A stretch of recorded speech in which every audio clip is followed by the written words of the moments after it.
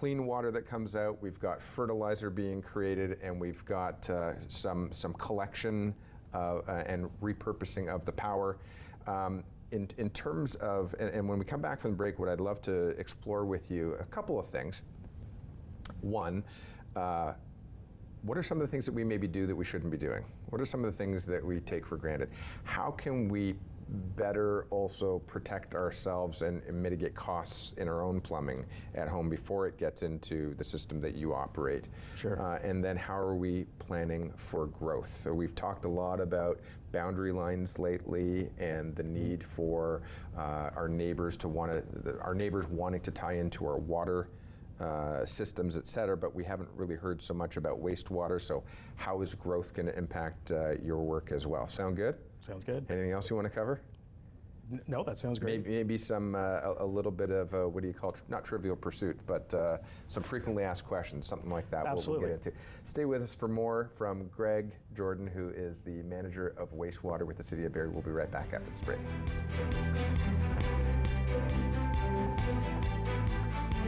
Public transit, garbage pickup, parks and recreation programs, snow removal on your street. How can you stay informed about these and other important local services? Tune to City Council coverage on Rogers TV. See your community leaders at work on Rogers TV City Council coverage.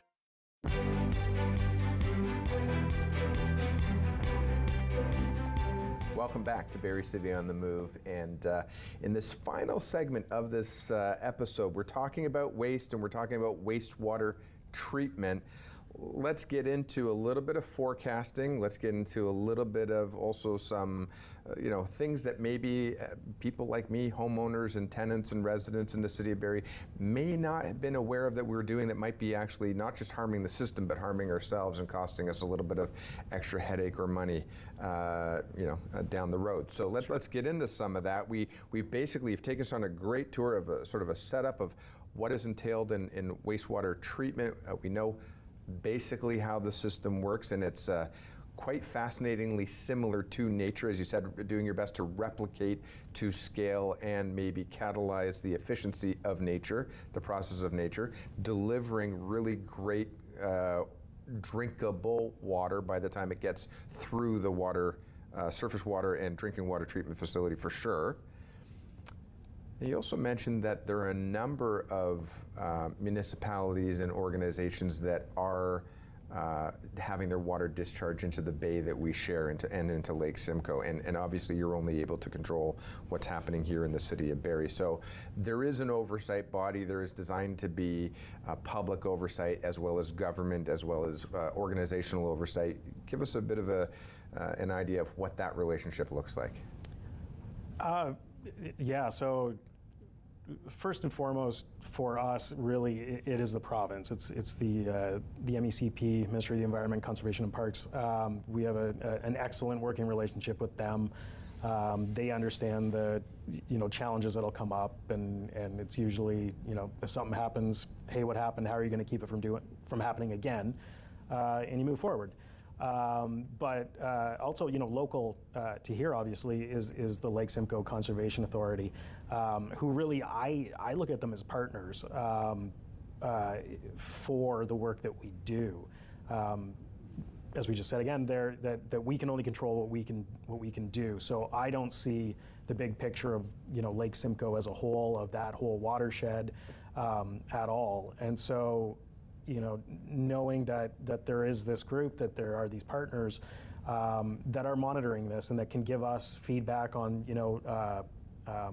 new developments that we want to, new processes that we want to try, new projects to expand the plant or to do just about anything, that there is this agency that will help us understand kind of what's doable, what and why, and if it's not, how can we work together to get to a solution that'll make sure that it works for us and it works for everybody using the bay. Mm-hmm. So very, very entry-level familiarity with this, but I am aware that organizations like the Lake Simcoe Conservation Authority or the Nottawasaga, they can access grant money and funding money to do research and participate Sure. in really the study, the science of the health of the lake, the health of the environment, et cetera. Are there opportunities to collaborate on these types of exercises? So, absolutely. Perhaps a little bit more general is, because you just kind of reminded me, one of the nice things that came out of COVID was there was a provincial monitoring initiative where several wastewater plants with the province, the conservation authorities, the health units, we were all monitoring the wastewater coming into the plant for signs of COVID. That program has shut down, but there's now all of these other there's a lot of groups still looking at this, of how can we get some funding to keep this going, to do different things. There's now talk of looking at measles. Basically everything that's in us comes out of us as well and comes to us at the plant. So there's so much information there that historically we haven't been looking at and no one's been looking at. So like you mentioned, there is funding out there to fund some of these initiatives, and we're trying to work with a couple of stakeholders right now to get something going again, to start looking at what's in the sewage in Barrie, to get a sense of just what's going on in the community. Well, there's something to be said for not having sort of hundreds of organizations working independently in silos. Exactly. We've all learned that silos aren't necessarily the best, so the opportunity, or the inverse, if that's the right way of calling it, is the collaborative effort.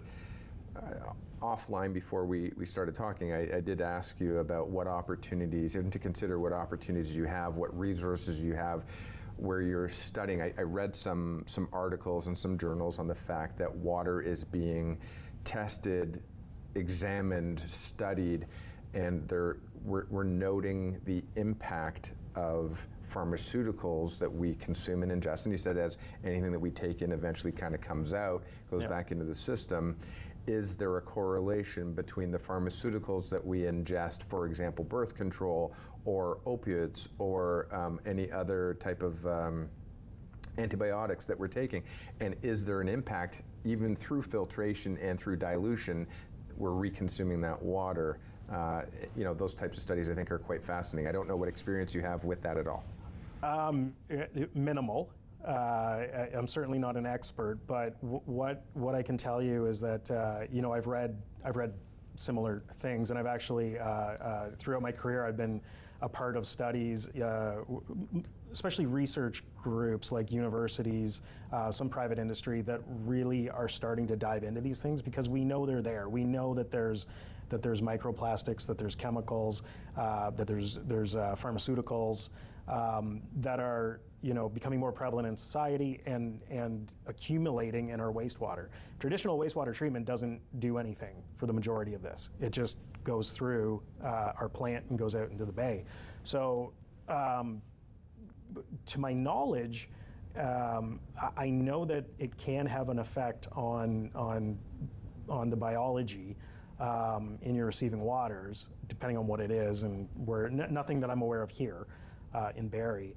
But bioaccumulation is a thing. The more that we're putting these little tiny trace amounts out, is it going to have an impact over time? An aggregate amount. Exactly. Yeah. That's what people are looking into. So one of the challenges with wastewater treatment in general, especially in Barrie and our limited, relatively tiny plant down on the waterfront, is that as the city grows, not only are we going to have to treat more wastewater, but it's going to get dirtier.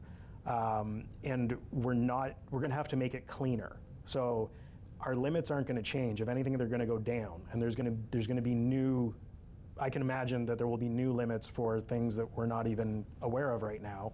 And it could be something as simple as like salt, that is road salt getting in, because we don't really treat salt, and is that having an effect on the bay? So as the city grows, we get more flow, and we're going to have to treat it better and better, which is going to mean new technologies and cleaner water. I think it is important just to touch real quick. Diane mentioned, and I asked her, do you drink the water kind of thing? She said, absolutely, I drink the water. And you do have, in addition to everything else, the UV and the different filtration elements in there as well.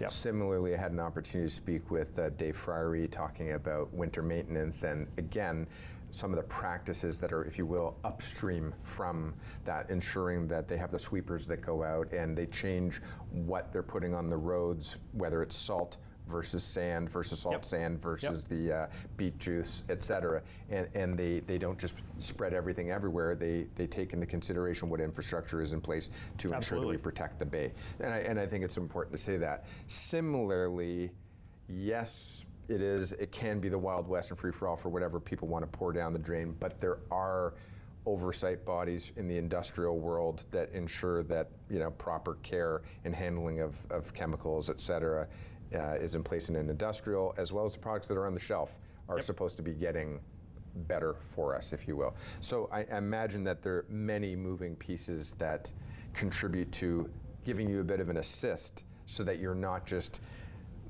bearing the entire brunt. Oh, absolutely. And that's a great point, because I should say, especially for Mr. Friery, that great care is given to the road salt programs to ensure that it is collected, that it's not ending up where it's not supposed to be, or if it is, it's in minimal concentrations.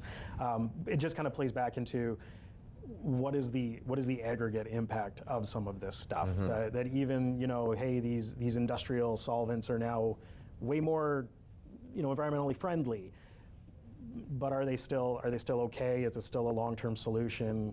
That sort of stuff. So there's tons of research being put into these additional pollutants in wastewater treatment that, again, traditional plants weren't designed to consider. I could probably talk to you for hours about this, and it seems like you'd be game for that. So we'll talk about that offline, but we just have a moment left, and I did want to touch on what are some things that we maybe shouldn't be doing in our home. So I think what's well known is the baby wipes is always the perfect example of you shouldn't flush the baby wipes. People were using them as their own personal wipes, even if they say flushable. My car keys are flushable, technically. I don't want anyone to flush my car keys because the wastewater plant's not going to do anything with them, and I won't be able to get to work. So just about anything is flushable. It's the biodegradable portion of it. It's toilet paper is designed to break down even before it gets to the wastewater plant. It's just tossed about in the sewers, and it's borderline gone by the time it gets to us. It can go through the treatment. So baby wipes don't. They're around forever, but that message has been out there. That's pretty well known. Fat oils and greases, like your bacon fat, when you're cooking, people pouring it down the drain. I think people understand, you're not supposed to do that, but we mentioned offline, flip on the hot water, pour it, it's no big deal. The the messaging from municipalities has long been like, hey, you gotta go easy on your sewers, you gotta go easy on the wastewater plant.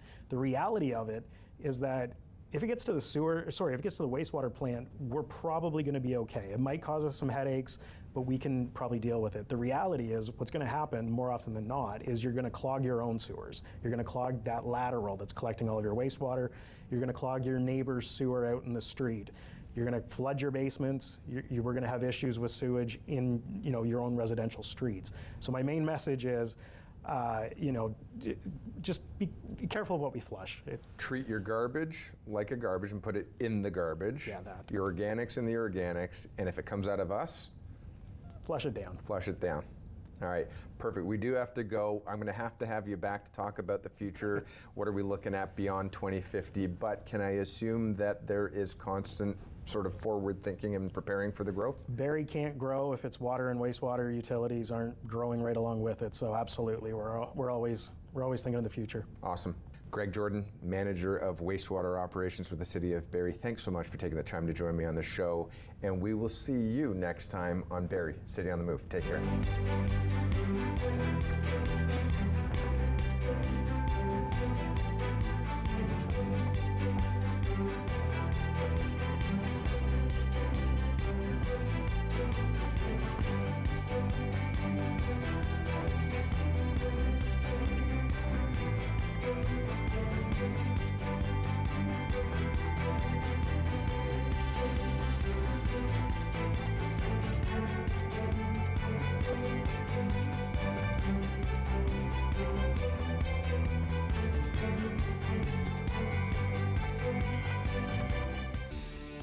Connect with us by visiting our website or email us at comments@rogerstv.com. Canada is at a crossroads, facing an affordability crisis, strains on healthcare, and climate change. Get to know the candidates running to be your MP and represent your interests in Ottawa.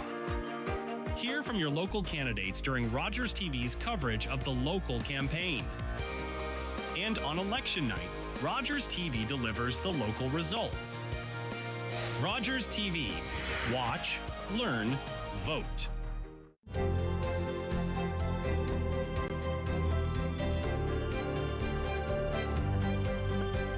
You're watching Rogers TV.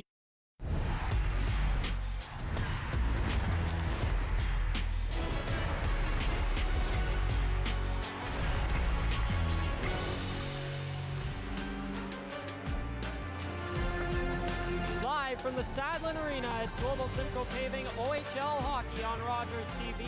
And tonight it's Game 1 of the Eastern Conference Finals between the Oshawa Generals and the Barrie Colts. And these two teams will be competing for this trophy right here, the Bobby Orr Trophy that is handed out to the champion of the Eastern Conference every year. Second straight season the Generals and Colts have faced off. Last year it came back in round 1, the 1 versus 8 matchup. The Oshawa Generals, the heavily favored team in that series, and they would end up winning, but it was a bit surprising how long it took. A look back on last season, this was after Game 6.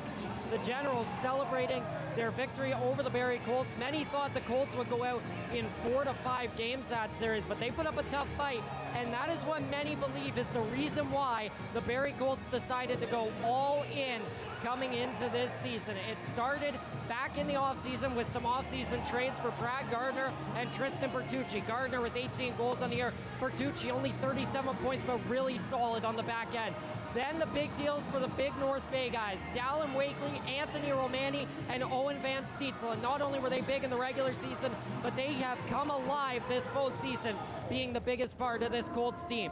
On Oshawa's side, they lost a couple players like Dylan Roblick and Connor Lockhart and Connor Punnett. They had to go out and replace these guys, and they did just that. Adding Colby Barlow early in the season to their offense, adding Andrew Gibson on the back end of the deadline from the Sault Ste. Marie Greyhound, and then adding Noah Powell as well, a guy that played USHL and NCAA before signing with the Generals at the trade deadline. A look at the Eastern Conference bracket right now, it all led to this, the Colts and Generals. 3 guys on the Colts, Van Steensel, Romani, and Dalyn Wakely playing in their 4th straight Eastern Conference final, and I talked to Owen Van Steensel about what that means in warm-ups. Joining me now, Owen Van Steensel of the Barrie Colts. And Owen, you're playing in your 4th straight Eastern Conference final. What does that mean to you? Yeah, I mean, it's pretty special. Not a lot of people can say they've done that. We're just trying to do it for each other, and hopefully we get this one done. You guys are 7-0 on home ice this postseason. How crucial are these first 2 games at home against a tough team like the Generals? Yeah, they're huge. That's why you fight for home ice advantage. I mean, these fans have been great for us all year, and extra loud in the playoffs, so hopefully that keeps up. Owen, thanks for doing this. Good luck tonight and in the series. Thank you. Well, you look at the head-to-head, Oshawa 4-2 on the road, Barrie 7-0 at home. It's a big part of the reason they are here. 5.42 goals per game as well, 3 goals against per game. Oshawa 4.16 goals per game, and that may change though when you look at the goaltending for the Barrie Colts and the Oshawa Generals. A look back at last season's round 1 numbers. Jacob Oster 4-2 in round 1 with a .925 save percentage. Sam Hillebrand 2-2-1, a .938 save percentage. Oster at a .951 through the final 4 games that series, a main reason why the Generals won. Hillebrand had stopped 46 of 46 in Game 5 to extend that series to 6 games. Whichever goalie is better this series could be the reason either one of these teams, the Colts or Generals, move on to the finals. It's the Bobby Orr Trophy on the line. Game 1 of the Eastern Conference Finals. Generals, Colts, and it's next.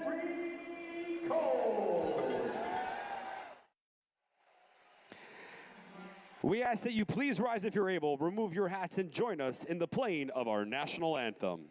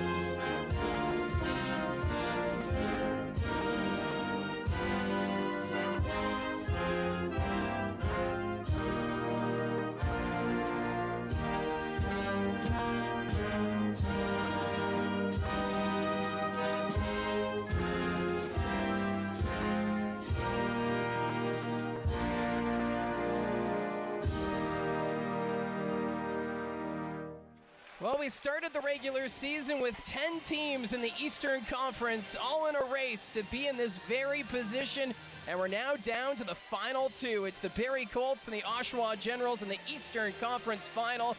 This should be a classic, and before we get to this one, let's start with our starting goaltenders. Well, let's start with the Oshawa Generals. Jacob Oster gets to start, the 6'3", 190-pound Ottawa native, making his 13th start of the playoffs. 8-4 record, 2.87 goals against average, 891 save percentage. His last start made 21 saves in that 4-1 series clinching win over Brantford. At the other end, Sam Hillebrand gets the start for the Barrie Colts. The 6'1" Riverview, Florida native, making his 10th playoff appearance. 7-0 record, 3.29 goals against average, 897 save percentage. Hillebrand's last start was that 6-4 series clinching win over Kingston on Tuesday night, where he made 24 saves. Our referees tonight, Darcy Burchell and Scott Ferguson, and on the line, Spencer Knox and David Milne, as these two teams ready to go. Game number one of this best-of-7 series is now underway. Face-off won by the Colts as Aitchison sent that one ahead. Seneca will come up with it for the Generals. He's bumped by Hemming. Picking up now is Ritchie. He's going to come on the wing, drops to Seneca, across, one-timer. What a save by Hillebrand. What a start to this one. The Generals with an early opportunity, but now the Colts take it the other way. Bertucci moves this one ahead, takes the shot, stopped by Oster. The rebound is sent down the length of the ice. Kayshawn Aitchison back, no icing. Both teams will make a quick change as Sam Hillebrand tested right off the hop by the Oshawa Generals. Aitchison sends this one up the wing. Patterson got a stick on it. That's going to go deep. Back behind the net is Oster. Colts with the turnover. That was Jelsma, but the Generals are able to get this one out to center. Eliasson has that one go off his skate. Here's Griffin on the wing. Griffin going to the net. Takes the shot. That goes over the goal.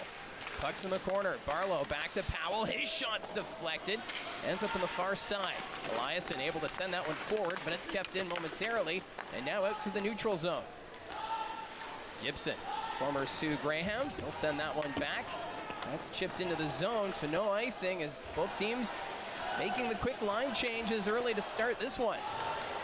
Dalyn Wakely, his pass goes off the skate of Sinavari. Colts will regroup. Akey's pass deflected. Van Steensel comes up to it. Leaves it there at center, but not able to get to it was Akey. Martin will send that one across. Sinavari carrying this one in. He's forced to the outside. That's going to go around. Danford comes off the point, takes the shot, backhand. That goes wide. That was Buckley at the side of the net. Generals putting on more pressure. Wakely, though, is going to take away the pass. He can't hold on to it. Generals get it again. Far side to Matto. He's going to send it back to Buckley. In the corner. Picked up there by Martin. That pass, that's going to sail all the way back into the Oshawa zone. Great start here for the Generals. As they'll send this one deep. After it is Torrance. Tiller trying to reach around. Getting a stick on it there. Seneca also trying to help out his teammate. Poking it there is Evan Passmore. He's able to knock that one free. Romani back to Passmore. He's going to skate this through the neutral zone and dumps it in. Back after it is Wang. He'll quickly move this one around. Far side, Torrance. Take the hit there from Cole Beaudoin as Kayshawn Aitchison picks up the loose puck. Aitchison will take his time here as the Colts try and regroup. Now they're moving ahead. Cole Beaudoin through center. Beaudoin picking up some momentum. Forced to the outside. Wang trying to prevent him from going behind the net. There's the pass. At the point, Aitchison. His shot goes wide to the net. Off the points, Bertucci. He can't keep that one in. Puck sent to the corner. Morelli gets that one to the line, but now after it are the Generals. That's Powell. Hits the brakes, stays with it, but knocked away by Kayshawn Aitchison. Puck's picked up by Beaudoin. Ships that one off the boards. Bodie Stewart now avoids the hit from Griffin, but he's facing pressure. Bodie Stewart losing it. There's Sandu at the point. That goes off the skate of Hemming. Griffin, he's tied up. Loose puck picked up by Powell. He'll send that one back to Sandu. Sandu shot wide of the net. Stewart gets it off the end boards. He's just going to chip this one out to center ice. Generals recover. Sandu off the boards. Griffin on the far side. Cuts towards the middle, leaves it there for Toms. His shot stopped by Hillebrand. Rebound collected by Gardner. Gardner, though, had his stick lifted. Putting on the pressure there is Franson. Franson, though, is tied up by Evan Passmore. Generals trying to move it around the boards. Rugby scrum continues in the corner as Franzen has it. Tom's trying to knock it free. Franzen along the boards. Losing it now to Garner. Turnover. There's a backhand pass. D'Amato. His shot stopped by Hillebrand. What a quick start here from the Oshawa Generals, but Sam Hillebrand getting the better of them so far. Let's take a look at the keys to victory brought to you by Adam. I'll start with the visiting Oshawa Generals at power play. Colts and Gents. Colts the second best power play, third best power play for Oshawa. Whoever gets the better of these units might end up winning the series. And again, keep it rolling. Owen Griffin, already 11 goals in the playoffs, halfway to 22. He had during 62 games in the regular season. He's been on fire. The top NHL prospect continues his torrid pace. It'll be a big boost for this Oshawa club. So face-off coming to the right of Sam Hillebrand as the Generals already lead.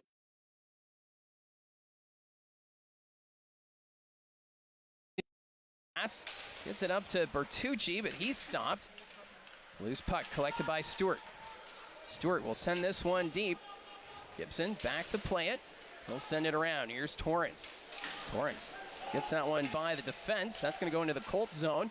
Back to play it is Stewart. Drops it for Hemming. Emil Hemming taking it around his own net. Picks up some momentum. Hemming still with it through the neutral zone. Carrying it in, but that's knocked away. Good stick there by Gibson. Colts backtracking. Bertucci leaving it for Aitchison. Oshawa right now completing a line change, as are the Colts, as Aitchison's going to send this one deep.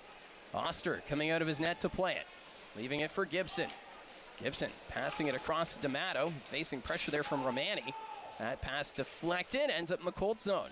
Gabriel Eliasson, backhand pass up to Akey. Akey had to be careful there, he's facing pressure. Morelli at the point, sends that one around the boards. Griffin going after it, Eliasson trying to protect that puck. Barlow had it for a moment, back to the point, Danford. That pass deflected, Barlow puts that one wide of the net. That puck was just rolling around in the slot as the Generals are trying to get a handle on it. Anthony Romani now along the boards, that's kept down low. Eliasson goes over to Akey. Akey, he's tied up by Griffin. Van Steensel ahead to Wakely. Wakely will send this one off the end boards. Oster's going to stay in his net. Icing's waved off. Romani from the corner trying to play it back to the point. Generals with possession. And now they'll skate this one ahead. That's Sinivori. Sinivori enters the zone. Holds his shot off the stick of Akey. And that will go out of play. Let's take a look at the Barrie Colts keys to victory brought to you by Adams Funeral Home and State of the Box. Colts had some bad penalties in that series against Kingston, proved costly at times. Oshawa, no shortage of firepower, got to stay out of the box and get everyone on board. Obviously, the Generals as deep as anybody with the roster in the Ontario Hockey League. Colts are going to need contributions up and down their own bench. One thing these two teams both have in common is just that depth. And it'll be on full display in this best-of-7 series as Hillebrand had to make that save. Jelsma ahead for Riley Patterson. He's going to skate this through the neutral zone and sends it in. Sandy will be the first one on it. He's going to send that one around. Passmore, he's knocked down as Ethan Martin laid the hit. Jelsma losing it down low. Here's Sinivari in the corner. Looking at his options, decides to drop it back to Seneca. That's going to go back behind the Colts net. Skating that one out. Torrance. Back down low. Sinivari. He's tied up by Jelsma as that battle continues. Seneca comes up with it. Back to D'Amato at the point. Takes the shot. Stopped by Hillebrand. Loose puck. Torrance is there. Trying to get a stick on it as Patterson was reaching for it. Jelsma takes the hit from Seneca. What a big hit there from the Anaheim Ducks prospect. Jelsma. He's able to get this one out to center. Made contact there with a high stick. D'Amato's going to play it and send it in. Hillebrand tried to slow it down. Ritchie. Backhand pass in front, and Seneca misses the net.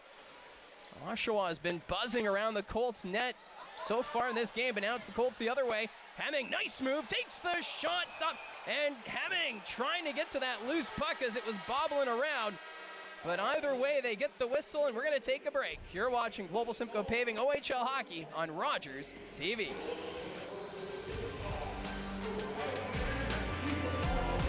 From early morning practices at the rink to getting to the game, Georgian Chevrolet is the dealership that wants to reliably get you there.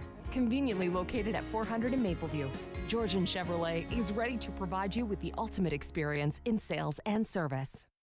Mark your calendar, Southbury. Your new go-to Metro is opening May 8th at Mapleview Drive in Yonge Street. From fresh Ontario produce to bread baked in-store daily. Join us on May 8th for the great grand opening deals. Visit metro.ca for more details. With Rogers TV, from the comfort of your living room, we'll head to the rink, the field, the court, or the pitch, so you don't have to.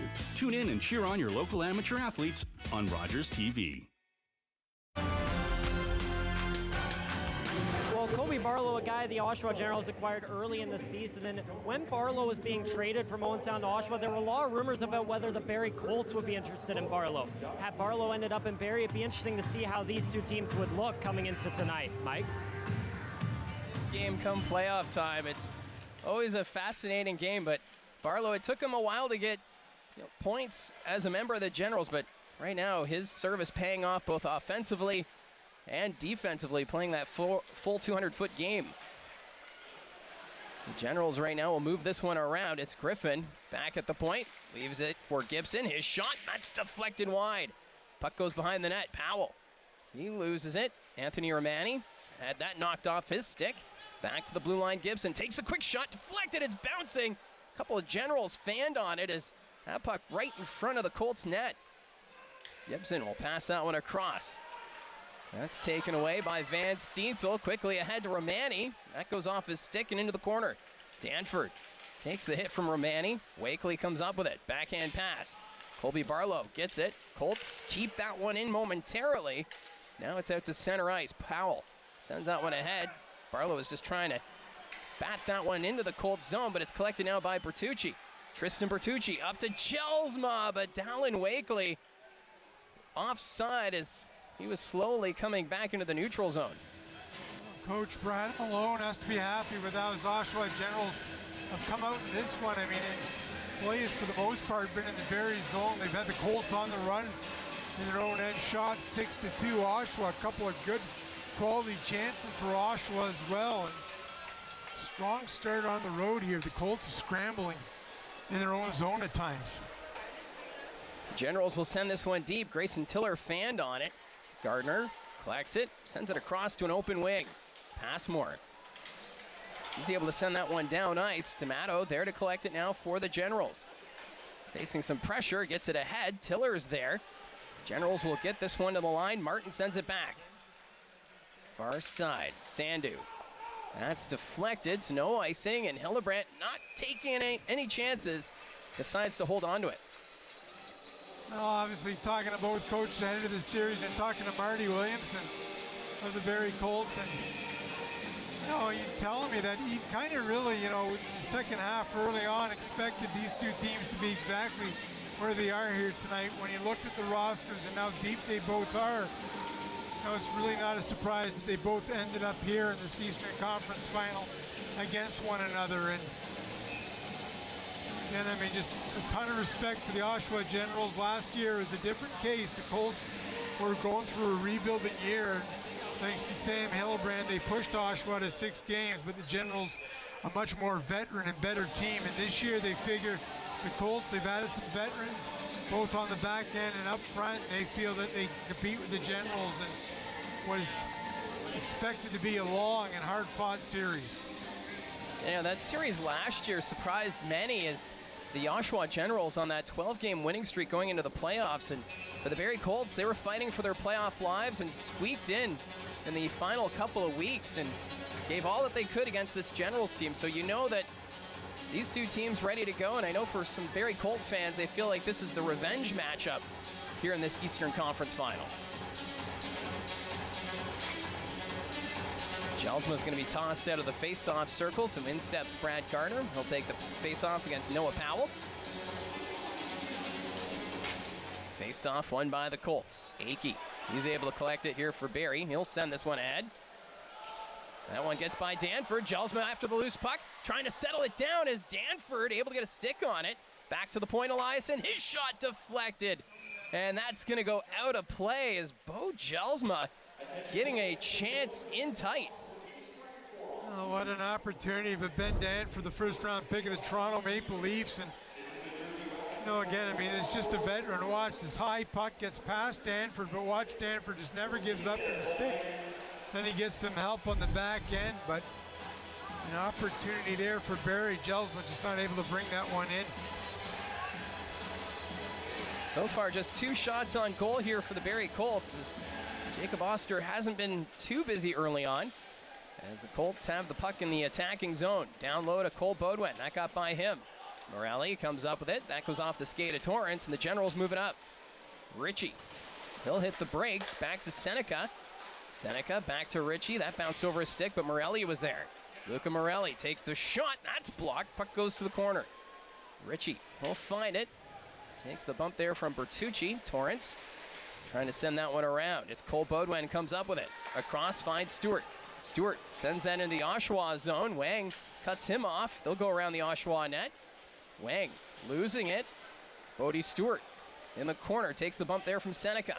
Colts still with possession. Bertucci one-timer, and Oster able to get across in time to make the save as Bertucci getting a good look from the point. Oh, what a nice job by Bertucci. Get that puck away quick from the point. Oster right there in position as usual. And again, the Colts going to get it back here. Beaudoin going to get it back to the point. Watch Bertucci. Doesn't waste any time. He got a couple of bodies in front. Emil Hemming parked right in front of Oster, and Generals netminder and veteran able to bring that one in.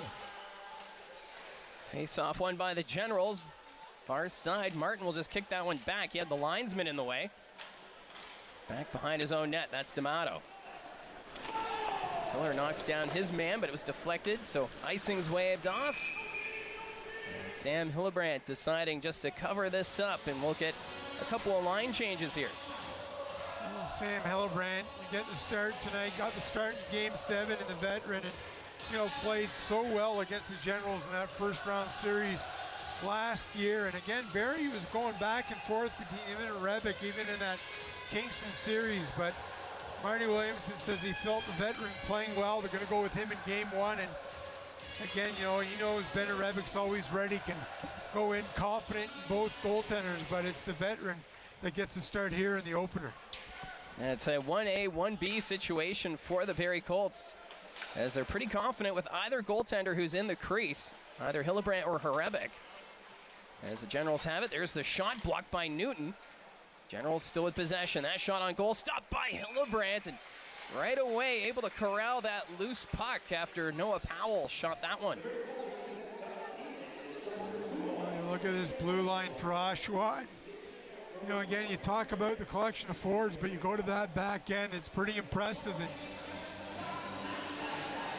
Colby Barlow, player was well sought early in the year. Owen Sound kind of let it be known that they're going to move on in a rebuilding year themselves. And make no mistake, the Barrie Colts, there's several teams looking to add Barlow, but it's the Generals. And boy, is that paying off for him big. He's been big time in these playoffs. And again, just talking to Brad Malone, it's obviously the offense, but it's this 200-foot game, his ability to play away from the puck and the defensive end that's really impressed him. Well, after 2 rounds of playoffs, Colby Barlow third in points. Shot stopped by Oster. Near side, Romani. Passing this into the middle. Wakely has that go off his skate. Buckley's there to collect it for the Generals. Taken away by Wakely. Wakely sending it there to Van Steensel. Van Steensel shot deflected. It rolls to the net. Oster the save. Puck's bouncing. And Jacob Oster able to cover it up as that one was just bouncing around off several legs back to the net. Well, again, this line of Wakely, Romani, and Van Steensel have been so good for the Barrie Colts in these playoffs. Chance, Wakely is just kind of taking another level, the Edmonton Oilers prospect. And watch this, Van Steensel's going to pick up this loose puck. What do? Get it to the net. You got a body in front. Wakely's banging away at it, but then Romani banging away at it. Oster, just a calming presence back there, brings that one in. Well, he was the OHL goaltender of the year last season, and he has just been steady these last 2 seasons for the Oshawa Generals, setting franchise records with wins which is quite remarkable with the history of this Generals team. As Torrance has it inside the line, sets it up to Ritchie, sent back to Morelli. Morelli to Ritchie, quick pass Torrance, that's at the side of the net, and Morelli couldn't get that one to go. Back to the point, Torrance takes the shot, that goes wide of the net, behind. That's sent in front, but it's collected by Bodie Stewart, and he's going to send it up to Aitchison. Aitchison trying to go between the legs to Hemming, but decides to go off for a change. Danford back behind his own out, taken away there by Beaudoin, back to the point, but Patterson couldn't get there in time as he was coming off the bench. Danford settles it down again. This time goes to Toms. Toms dropping it to Powell. Noah Powell back to Danford. Just over 8 minutes to go here in the first period. Still no score. Generals, though, leading on the shot clock 9-5. As Powell chips that one back, trying to get to Franson. Jelsma, he'll just peel it back into his own zone. Jelsma facing some pressure there. He'll weave back in front of his own net. Leaves it for Gabriel Eliasson. Franson there on the forecheck. Colts move it up. Gardner now at center. He's just going to dump this one in. Gibson will come back after it for the Generals. Ahead for Powell. He'll put that off the glass. Eliasson settles it down at center. Akey on the far side. Up to Bo Jelsma. Jelsma, his pass deflected. Taken away here by Oshawa. Andrew Gibson sends that one forward. Eliasson mixing it up in front of the bench, but we're going to get a whistle here as that puck made contact with someone on the bench. Again, Oshawa's done a good job, really burying no time and space, especially the opposing end. And Cole Bode, whenever the Energizer Bunny, watch him go in on the forecheck. He's going to actually knock the puck away from Danford and then tries to throw this one out front. But the Colts were on a line change. Patterson just a split second too late trying to keep that one in. But Bowden just a beast on the forecheck there and able to get the puck away from Danford. But Barrie on a line change. Yeah, Cole Beaudoin having quite the playoffs. 2 goals, 9 assists, good for 11 points. As he is always moving when he's out there on the ice. Morelli dropping it back to the point. Buckley, one-timer, stopped by Hillebrand. Rebound after it as the Generals trying to send that one around quickly. Morelli's there. Van Steensel couldn't get that one out. Svozil will come back after it for the Generals. That doesn't go too far. Taken away by Anthony Romani. Romani dumps this one in. Oster coming out of his net to play it. Takes his time. Now he'll send it out. Gets the line, stays in. Colts able to keep in the offensive end. Svozil tying up Wakely. There's Romani. He's in a battle with Sinavari. Puck comes in front, and Oster quickly pounces on that. And there's a broken stick, but nothing will come of that. It was Morelli who had his stick snapped in half. Well, you see again the intensity starting to build in these series as a little bit more pushing and shoving after every whistle, and we saw that a lot with Kingston. I mean, you play each other every other night. That intensity is going to build as the series moves on. And, and again, Oshawa coming here after knocking off a really good Brantford team, and a solid start on the road here. They've had a few opportunities. Again, shots 10-5. They've limited Barrie. Barrie starting to get a little bit more pressure up front. Starting to get that puck into the Oshawa zone. Yeah, some pretty tough opponents for Oshawa in the playoffs. In the first round, Brampton, who were many expecting to be a team going on a deep playoff run. And then, of course, the first seed Brantford Bulldogs. And now here on the road against the number 2 Barrie Colts. Stewart, he'll skate this one up for Barrie, up to Hemming. Hemming on the wing. Doesn't take the shot yet. Sandu in the way. Sends it back to Akey. Wasn't ready for that pass. And now the Generals will move it up. Here's Griffin on the far side. Dropping it back. Sandu shot's blocked. And that one's going to be a high riser. And goes out of play with 6 minutes left to go in the first period.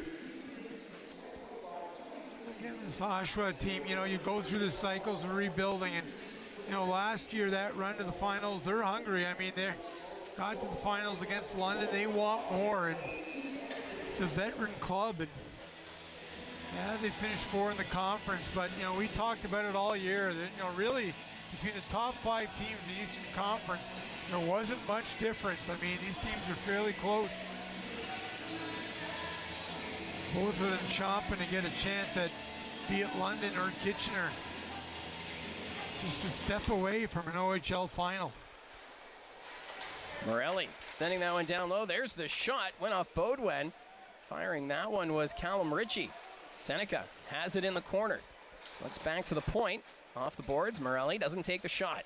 Now he'll send it towards the net. That goes off Ritchie. And Bertucci sends that one to the corner, and he'll send it ahead. Seneca, though, keeps it in momentarily, and now it's out at center ice. D'Amato giving that one up to Morelli. Those two play catch. That one's sent ahead, deflected by Aitchison into the zone. Bertucci gets a stick on it. Aitchison can't get it out, kept in by D'Amato. Back down low, Ritchie collects it now for the Generals, facing pressure there from Aitchison, and he takes down the Colts defenseman. Seneca reaching for it. Colts get it to the line, not out. Good work there by Morelli. Here's Seneca, had his stick tied up, trying to pass it now, but Aitchison was in the way. Morelli passing it across, one-timer, and that goes off the heel of the stick of Ethan Martin. Martin sends that one behind the net. Cole Beaudoin will come up with it for the Colts. That pass off a leg, ends up in the far corner.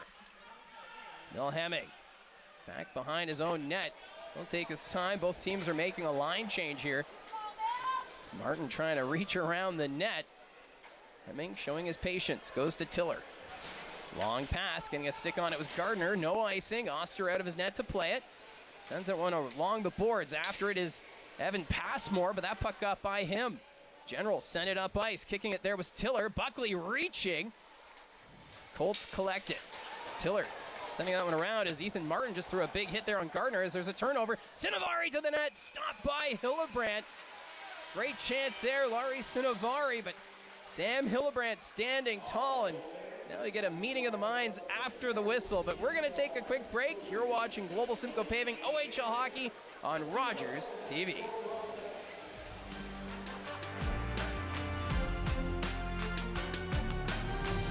From early morning practices at the rink to getting to the game, Georgian Chevrolet is the dealership that wants to reliably get you there.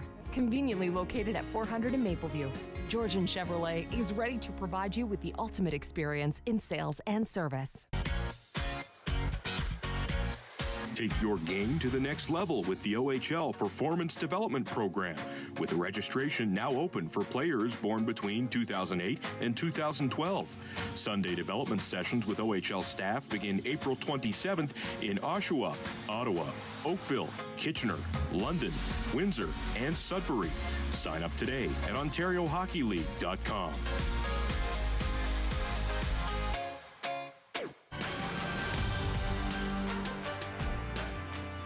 Patterson was at a really strong first two games against the Kingston Frontenacs, 6 points in those two games. However, he struggled in the next 5 with 0 points.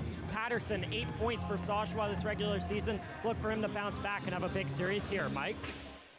Yeah, it definitely can be counted upon, and they're going to need the depth scoring here in this series. As we've already seen, the Oshawa Generals playing a pretty tight game here against the Barrie Colts, as Powell will send that one to the corner. There's Griffin to collect it. Owen Griffin lost the handle of it. Jelsma comes up with it. That pass picked off by Griffin. Griffin enters the attacking zone, trying to get around Akey. Akey holding him there, but Hillebrandt able to poke it out.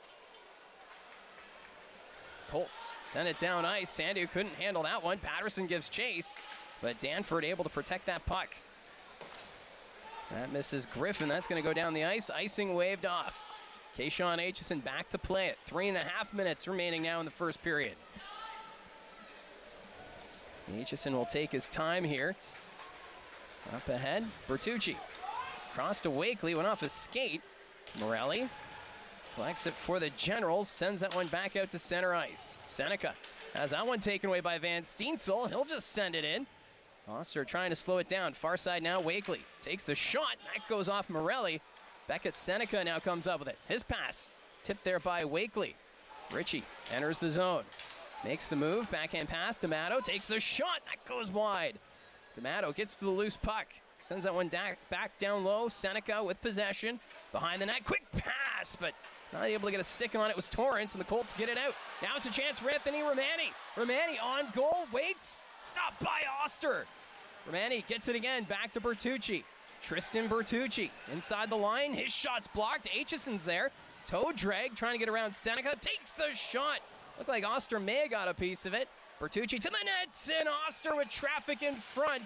He's able to hold on to it, as that may have been the better chance of this first period for the Barrie Colts.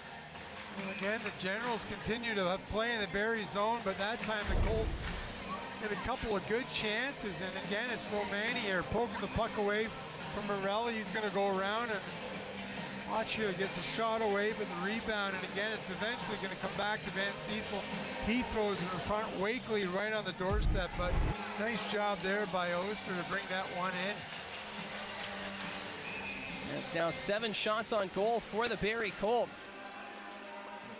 A string of chances there just a moment ago. As we'll get this face-off to the right of Oster. Newton's going to be tossed out, so in steps Carter Lowe. Lowe taking the draw against Powell. Getting a second instruction here. Face-off won by the Colts. Tiller sends it towards the net. Durbridge couldn't get a stick on it. Newton's there. He's tied up. Generals with possession. Gibson will send this one back to Sandu. Sandu reaches center. Durbridge with the big hit. Physical play starting to pick up here for the Colts. Durbridge avoids the hit as Sandu wanted to return the favor. Gibson ahead to Martin. Buckley picking it up now for the Generals through the neutral zone. Fans on it. Has to peel back. Gibson, he'll play it. Takes it back behind his own net. Sinavari's in the neutral zone. He wanted that puck, but Andrew Gibson decides he's going to take his time and let the Generals finish their line change. Gibson passing that one over through center. Wang will just dump that one in. Aitchison first one on it. Sinavari in front, one-timer, and somehow that stayed out. Looked like Hillebrandt may got a piece of it. And that was Colby Barlow point blank. Here's Tristan Bertucci now. Up to Baudouin. Baudouin sends that one in. Stewart picks it up in the corner, passes in front. One-timer stopped by Oster. What a save by the Generals goaltender, robbing Emil Hemming. Griffin sending that one back to Danford.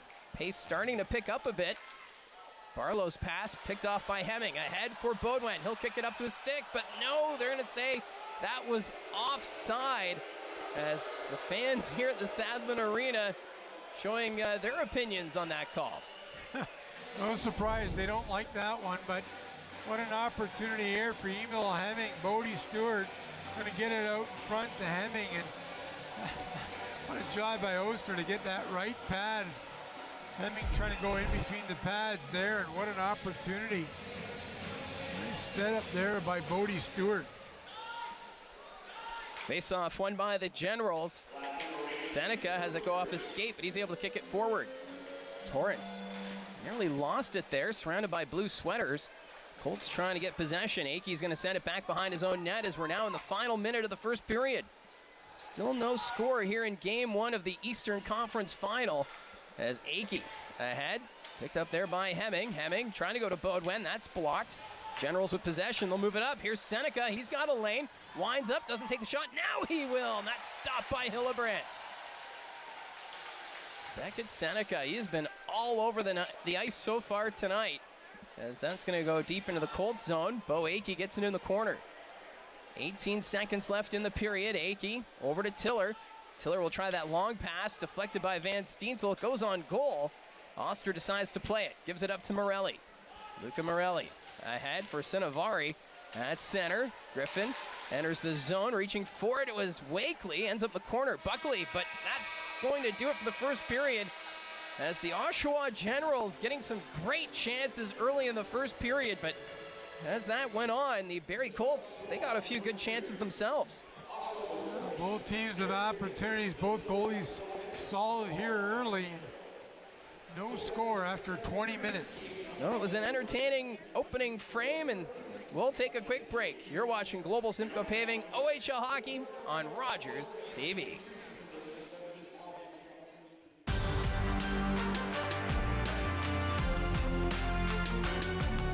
From early morning practices at the rink to getting to the game, Georgian Chevrolet is the dealership that wants to reliably get you there. Conveniently located at 400 in Mapleview, Georgian Chevrolet is ready to provide you with the ultimate experience in sales and service.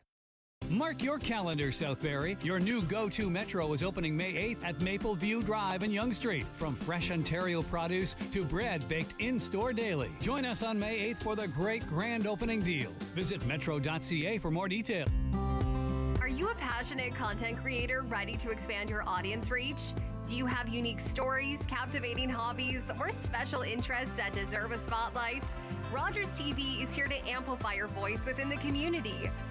We offer you the platform to broadcast your content to a wider audience. And the best part, it's completely free. Don't miss this opportunity to share your vision and engage with viewers. Find out how Rogers TV can transform your content journey today. Calling all journalism students. Omni Television is once again awarding scholarships to qualified students pursuing a career in third language journalism. You could go from here to here. Get started. Apply for the Omni Scholarship now.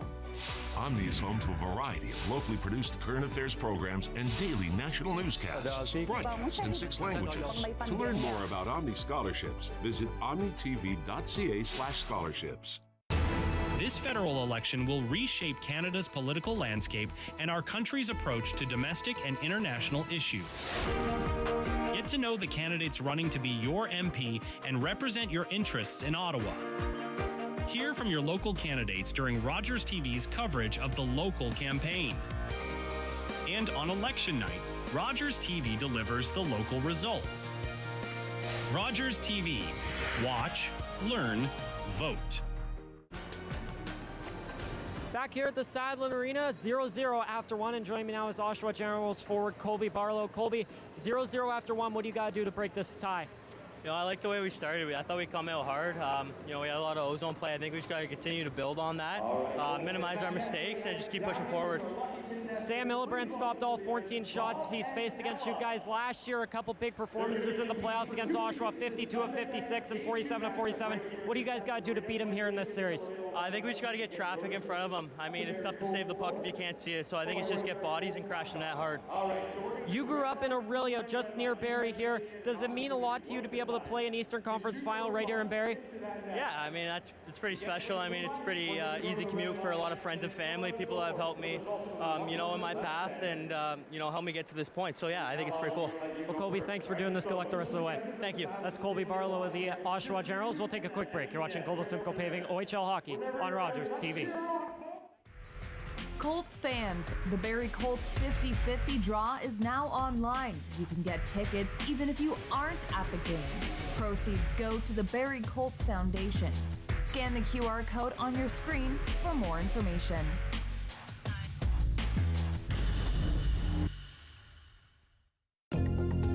With Canada's sovereignty and economy under threat, this election is a defining moment for the country. There's so much on the line. Get to know the candidates running to be your MP and represent your interests in Ottawa. Hear from your local candidates during Rogers TV's coverage of the local campaign. And on election night, Rogers TV delivers the local results. Rogers TV.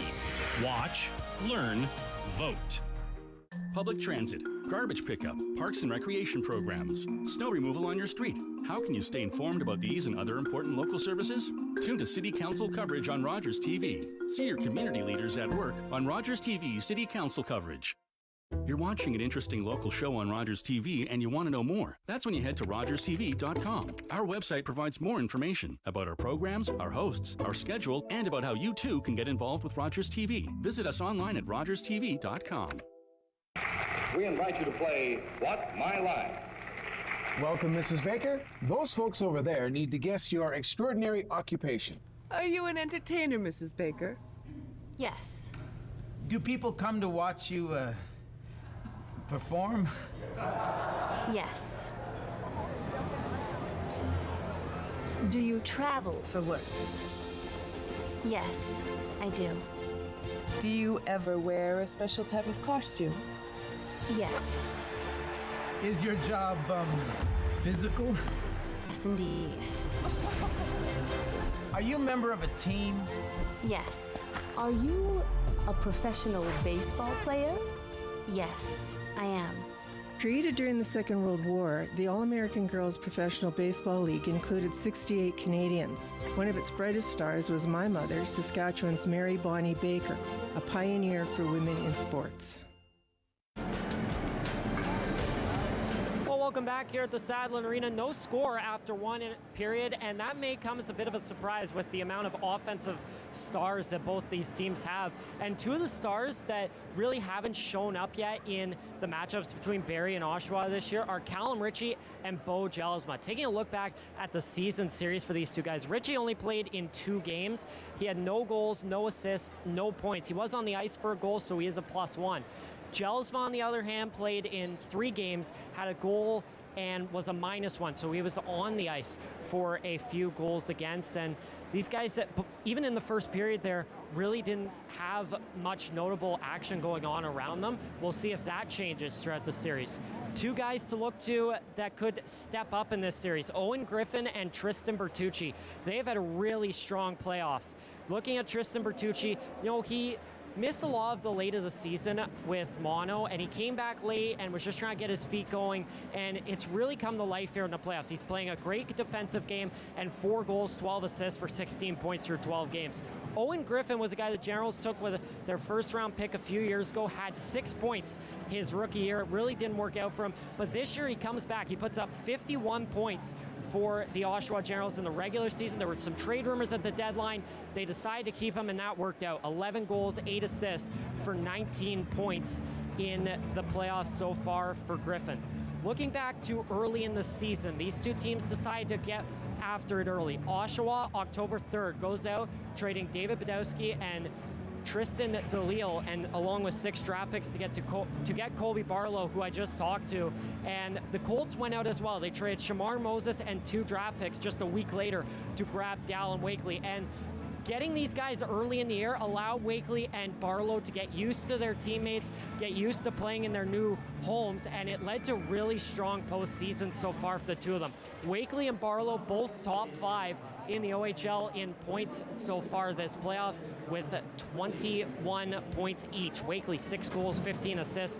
Part of that probably helps being reunited with Owen Van Steensel and Anthony Romani. For Colby Barlow, 9 goals, 12 assists for 21 points. Both guys around a point per game during the regular season have brought those numbers way up in the postseason. We're going to take a quick break now. You're watching Global Simcoe Paving OHL Hockey on Rogers TV. Crew meal provided by The Locker Room Sports Bar and Grill. Catch the game in the locker room or check out thelockerroombarrie.com for details and more.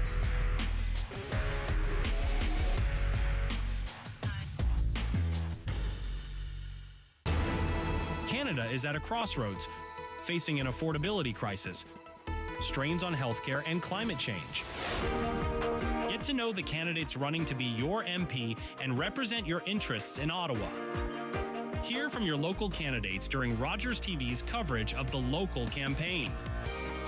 And on election night, Rogers TV delivers the local results. Rogers TV. Watch, learn, vote. The world is on the brink of war. We'll show the world a better way forward. Captain America. Caught in a trap. You want me? Come and get me! Captain America: Brave New World.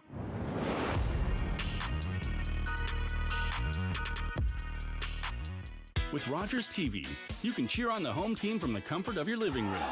We'll head to the rink, the field, the court, or the pitch, so you don't have to.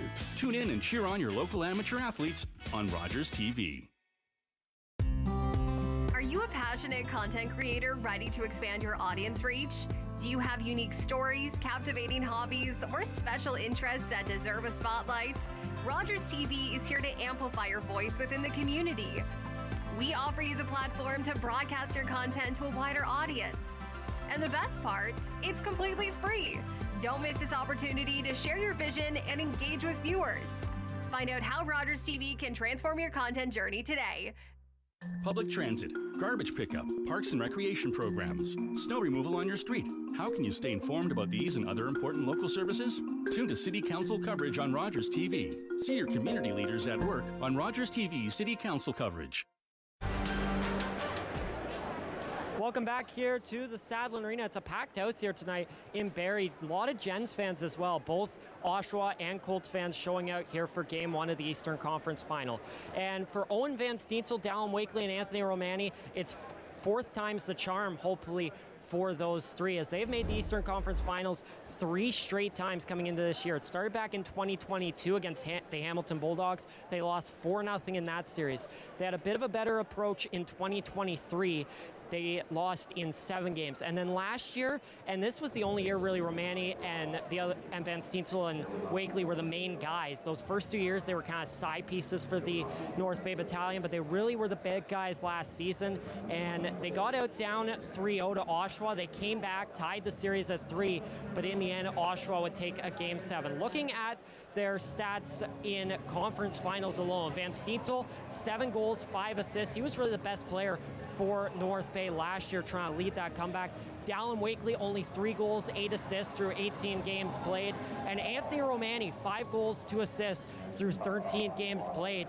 He missed a lot of last year's playoffs with an injury, and that cost him a lot, but he did play solid in the 2 games he got against the Oshawa Generals. We'll look to see if this is finally the year for those 3 to make it to the finals. We're going to take another quick break. You're watching Global Simcoe Paving, OHL Hockey on Rogers TV.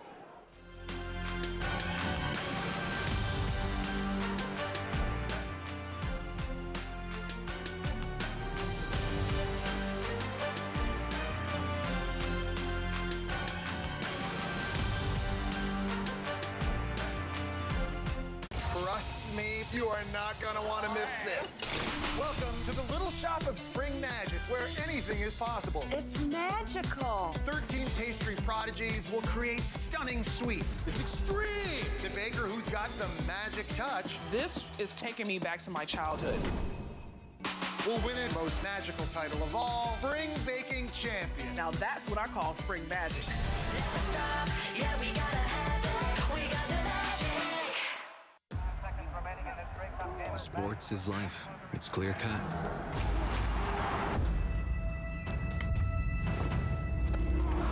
Everything's out in the open. There's nowhere to hide.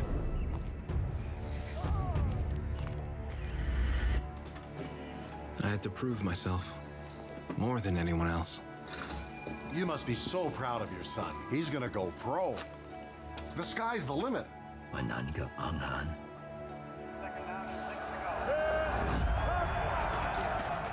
There's always a winner and a loser. You cannot reach the sky in broken cleats. Of course, I always want to be the winner. And I did reach the sky. Norman Kwok, the first Chinese-Canadian professional football player, still holds records to this day.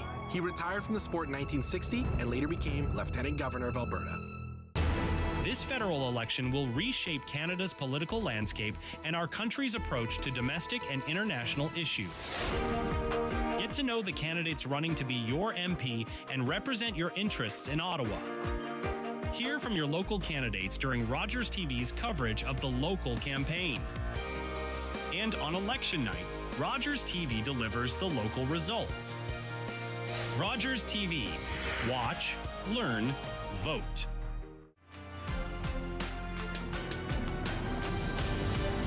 Welcome back here to the Sadlin Arena. I want to take a look at the Western Conference right now, and this was Game 7 between the Kitchener Rangers and the Windsor Spitfires. Looking back at the highlights on this one, and it was the Luke Ellenis show again. He gets the first goal to make it 1-0 Kitchener.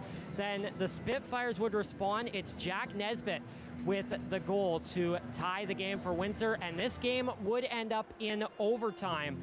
And guess who? Once again, for the Kitchener Rangers, Luke Ellenis comes into the zone. He's down low there, gets a quick tip on that puck to get it over the netminder there to give Kitchener the win. They took the game and the series, completing a 3-0 comeback. And tonight they are playing the London Knights. And while we have a moment before the period starts, we're going to take a quick look in at the Knights and the Rangers. It is all London right now. Krustevich tries to take a chop at it. Peeled to the corner again. Dickinson gets it back to the line. Doesn't clear though. Quick shot by Andonovski and into the glove of Austin Elliott. Well, Austin Elliott sits third in the OHL with a 2.46 goals against and an .896 save percentage, winning all 8 of his playoff starts. Now, Elliott was a free agent invite to the Toronto Maple Leafs camp this past September, and he's been a tower of strength back there for the London Knights. A mature goaltender at 20 years old, one of the better overage goaltenders in the Ontario Hockey League. I'm sure a few GMs from the Western Hockey League are scratching their head when they allowed him to go through on the waiver wire. Yeah, starting with Saskatoon. Kitchener will have a face-off, deep, they'll control, quick shot, just went wide, and Duracolo at the line, off the boards. Nickel held up by Elvis, and Sin drags it up onto the blade, 2 abreast, Holton in, right side pass, Casper Holton, finds him out Foley, and he just tapped that one wide of the mark. Played in the corner again, Sim after Duracolo, after Sim.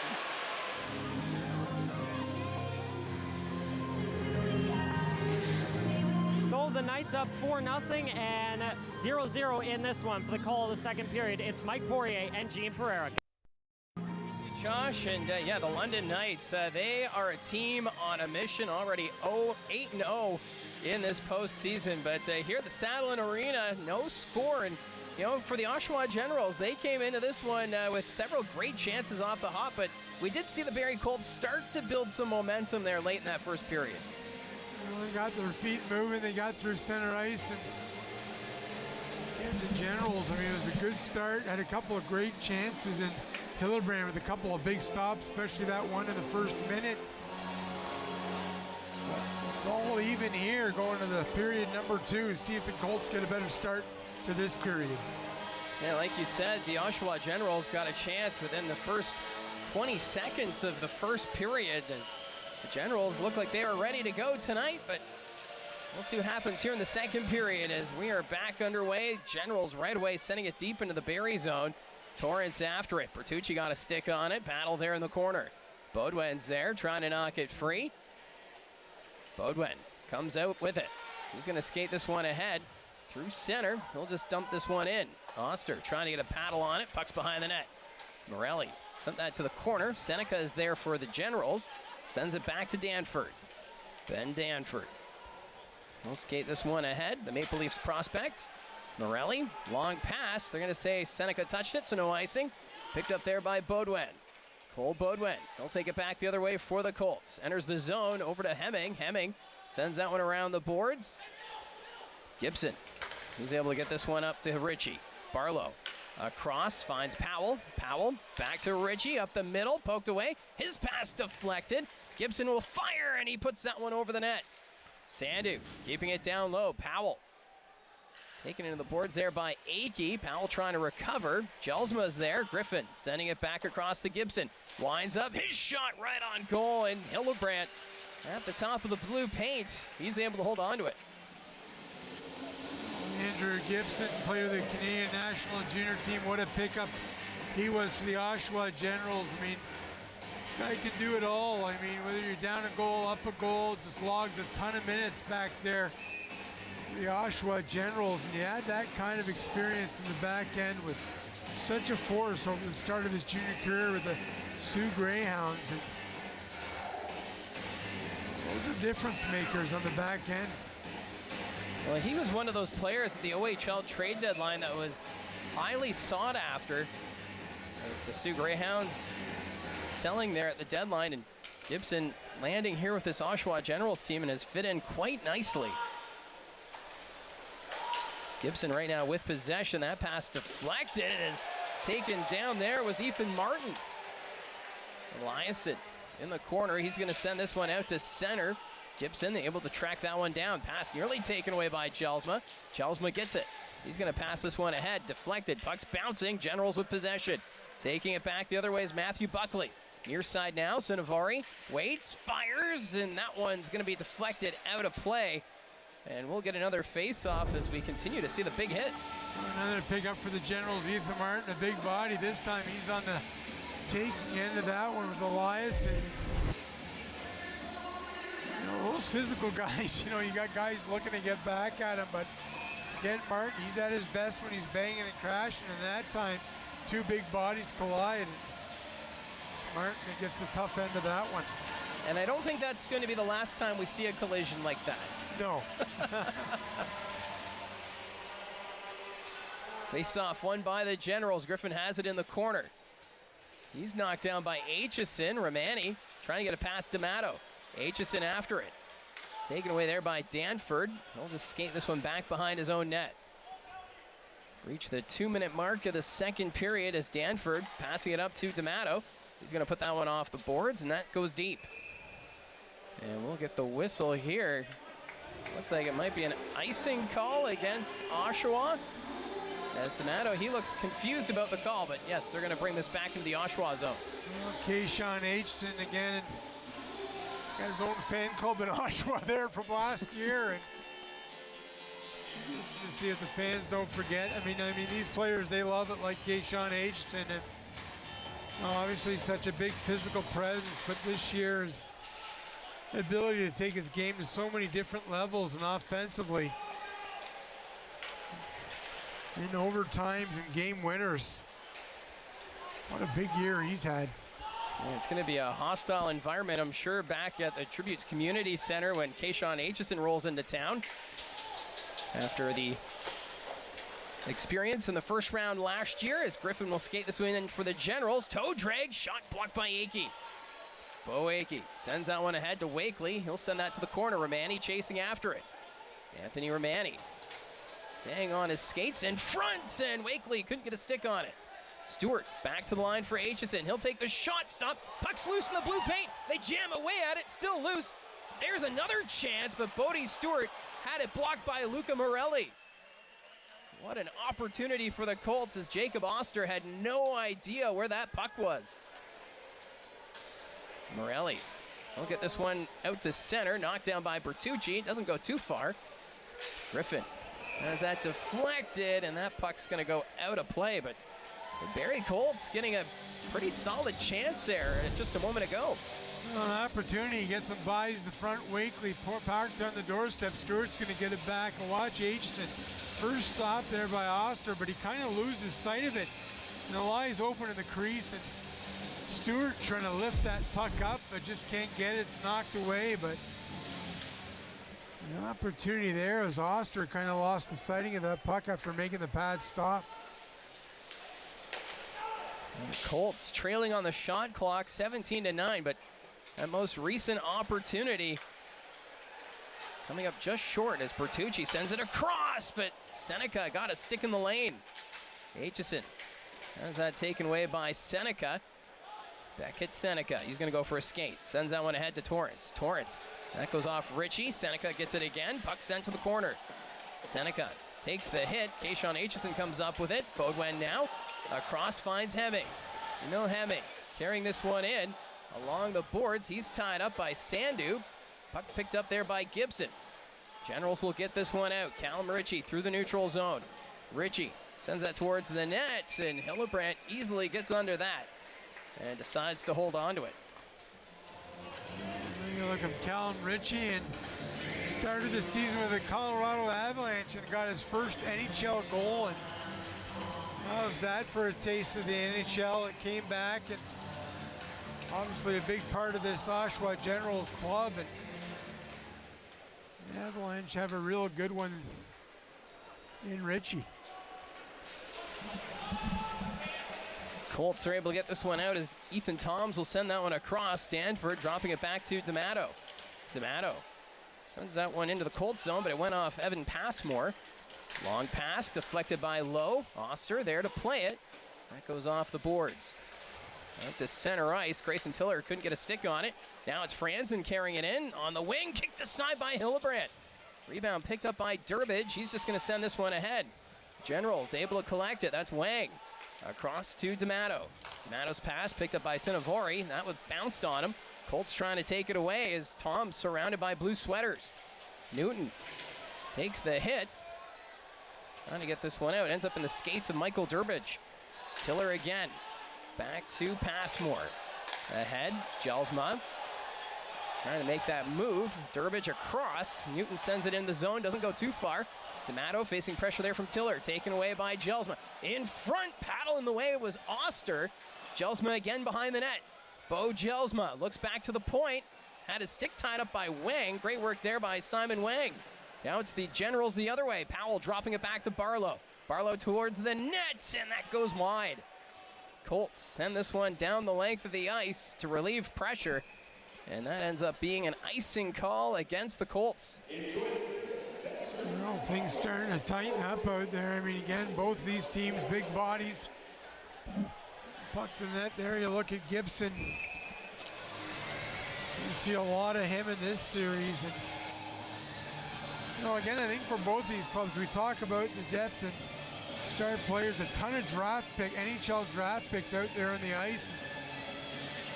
Oshawa alone, I mean, a ton of first rounders. Just the amount of talent out there. It's no wonder that room was full of scouts here before this one tonight.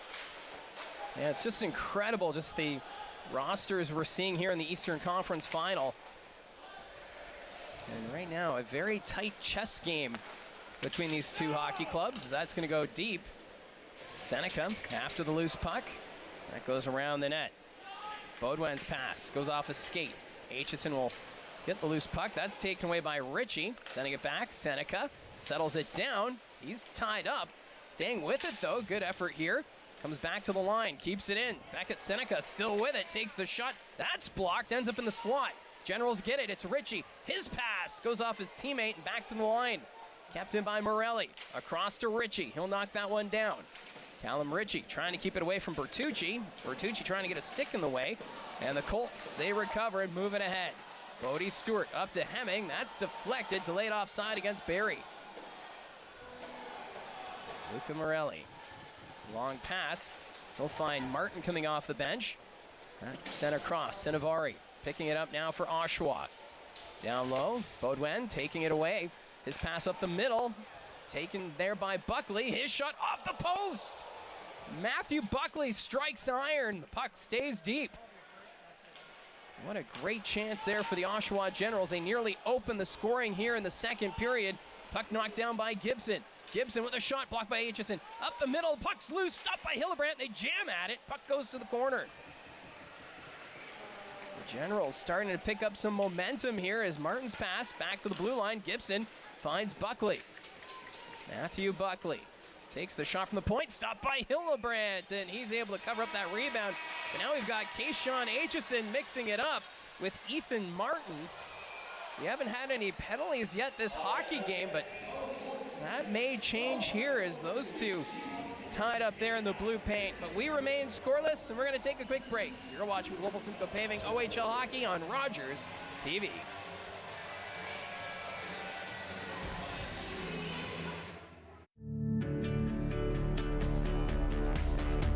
This program is brought to you by Rogers Xfinity, connecting you to more of what you love. Visit Rogers.com for more details. Mark your calendar, Southbury. Your new go-to Metro is opening May 8th at Mapleview Drive in Yonge Street. From fresh Ontario produce to bread baked in-store daily. Join us on May 8th for the great grand opening deals. Visit metro.ca for more detail. You're watching an interesting local show on Rogers TV and you want to know more. That's when you head to RogersTV.com. Our website provides more information about our programs, our hosts, our schedule, and about how you too can get involved with Rogers TV. Visit us online at RogersTV.com. Well, back here at the Saddle Arena, and the Generals made an interesting move back in December, firing first-year head coach Steve O'Rourke despite an 18-10 start to the year. And they went after former Edmonton Oiler Brad Malone as their interim head coach. We'll see if Malone has done enough with this postseason run to get the full-time job starting next year. Mike? Yeah, there's a few questions then, because the Oshawa Generals, when O'Rourke was let go, they were first in the Eastern Conference standings, and they beat the London Knights on the road and then followed up with a loss in Saginaw and decided to pull the trigger on that trade as there's a big hit from Eliasson. He laid out Owen Griffin as the physicality continues, and then Powell trying to throw a hit there on Akey. Puck taken away at center ice. Colby Barlow. He'll skate back into his own zone. Gives it up to Gibson. Sandu from his own zone. Sends that one across. That doesn't connect. Colts recover. Eliasson puts it off the end boards. Over to Akey. Akey turns it over to Griffin. His shot stopped by Hillebrand as Bo Akey just gave that one away. And now we've got Eliasson mixing it up. And I think we might be getting our first penalties now, as Eliasson and Noah Powell were mixing it up. Well, looks like they're both going to get the gate. Colts fortunate there. Akey turnover. Watch this here. Just that big hit by Eliasson. Big body. Then after that, watch, Eliasson's going to get it off the backboards. Watch Akey just not really get a handle. And then he kind of puts it right on the stick there. And Hillebrand, the big stop there, fortunate. Yeah, that was nearly a gift for Owen Griffin. But Sam Hillebrand able to bail out his defenseman, and now we're going to get some 4-on-4 hockey with both Eliasson and Powell in the penalty box. So a lot of room to work with here for both these teams with the talent they have. So we'll see what we get now as Bertucci moves it up to Jelsma. Jelsma through the neutral zone. Dropping it there to Aitchison. Kayshawn Aitchison. Off the end boards. Jelsma comes up with it. He'll come back towards the point. Gives it up to Bertucci. Bertucci to Patterson. Riley Patterson thought about giving it up. He stays with it. Patterson to Jelsma. Jelsma facing pressure there at the point. Stays with it. Goes to Bertucci. Bertucci to Aitchison. Aitchison. He'll send that one down low behind the net. Morelli is there for the Generals. And he'll recover it and sends it forward to Beckett Seneca. Seneca enters the attacking zone. Puck rolled on him. Ritchie follows it up. Cal Ritchie. Seneca misses the net. He had the top shelf to work with, and the puck comes back to the neutral zone. Danford in his own zone. Gives it up to Morelli. Morelli trying to connect there with Barlow. That misses. Grayson Tiller off the end boards to Jelsma. Bo Jelsma picking up some momentum. Keeps it away from Barlow. Grayson Tiller back behind his own net. 47 seconds left in the 4-on-4 situation, as Emil Hemming now will skate it up for the Colts. Hemming through the neutral zone. That's knocked away. Puck stays on the line, but Beaudoin decides he'll take it back out to center. Cole Beaudoin peeling back to the blue line. He's got Colby Barlow putting on the pressure here. Pick play there from Grayson Tiller as Beaudoin now has some speed. Gets to the corner, hits the brakes. Beaudoin passes it across, but Barlow got a stick in the lane. Generals will pick it up. Gibson back behind his own net. 12 seconds left on the 4-on-4. Eliasson and Powell about to come out of the penalty box. D'Amato through this neutral zone. Up to Griffin. He lost the handle. Colts pick it up. Hemming skating it ahead. He's got Beaudoin with him. Penalties come to an end. Hemming with a shot. Stopped by Oster. Jacob Oster, a very aggressive save there. Really cutting down the angle for Emil Hemming. On top of that blue paint. The General's going to get a great opportunity here. Seneca, watch, loses it, but Ritchie's going to pick this one up. Nice little pass to Seneca. He's trying to go short side, misses the short end, and then watch Colby Barlow again. Coach Brad Malone talked about his 200-foot game, and here's a big play in his own defensive zone to break up what could have been a great opportunity for the Barrie Colts, getting a stick. And midway through this hockey game, we're still looking for our first goal, as both teams have had their chances, including Buckley, who's hit the post earlier in this period. Colts chip it in front. Oster had to be careful there as Anthony Romani trying that quick play. I don't think anybody expected that. Just get it out between his legs and up in front. Oster does a nice job again getting that big mid on it. Both these teams like a bit of a chess match right now, and you know they're getting opportunities, but we've seen some big saves and just missed opportunities. Seneca with the latest one for Oshawa just misses the short side. And we'll get the whistle here for the icing. So the Generals not able to make a line change. So we'll do this face-off back in the Oshawa zone once more. Well, things slowing down just a couple of gears here as we noticed that, the first period, and we saw that high intensity with Kingston, but right now this is a bit more of a chess match. Both teams trying to make sure that they're not the ones that make that first mistake that ends up leading to the first goal.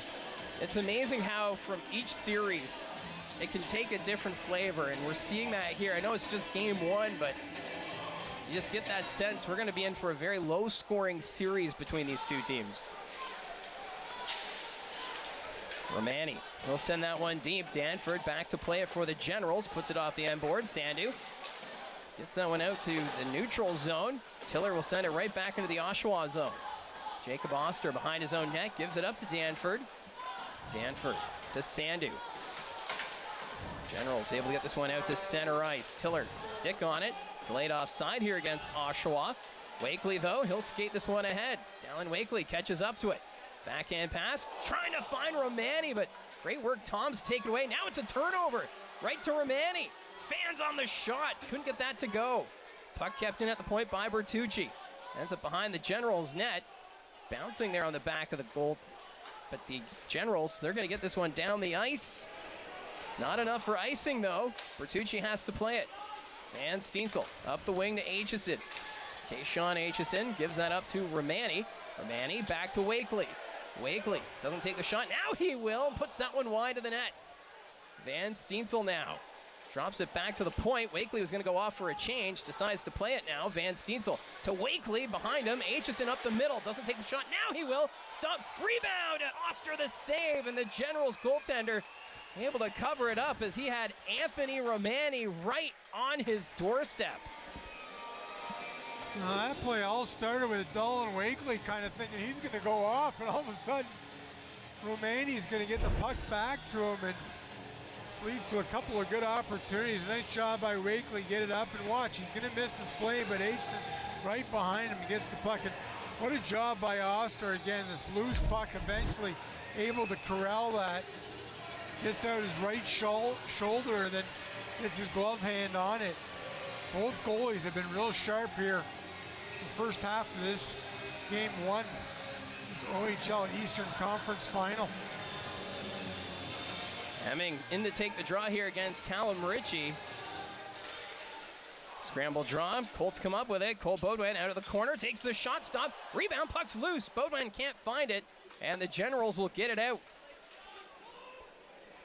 Boakey back to play it now for the Barrie Colts. Aitchison sets up Hemming. Hemming through the neutral zone. He'll dump this one in. Oster out of the net to play it. Gives that up to Wang. Hemming nearly picked off that pass.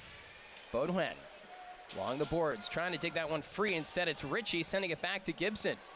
Andrew Gibson now across, finds Ritchie. Ritchie enters the zone. He'll take his time, waiting for Wang. Wang takes the shot, stop, rebound, and the Colts able to pick it up. Gardner flips this one in the air. Bouncing in front of Gibson. Hemming nearly got that one. Now it's Bodie Stewart following it up. Stewart in the slot, takes the shot, puck's bouncing. Generals diving for it, but it's the Colts back with possession. Tristan Bertucci comes out from the boards. His shot on goal, and Jacob Oster makes the save as we're seeing a lot more opportunities now coming from this Barrie Colts offense.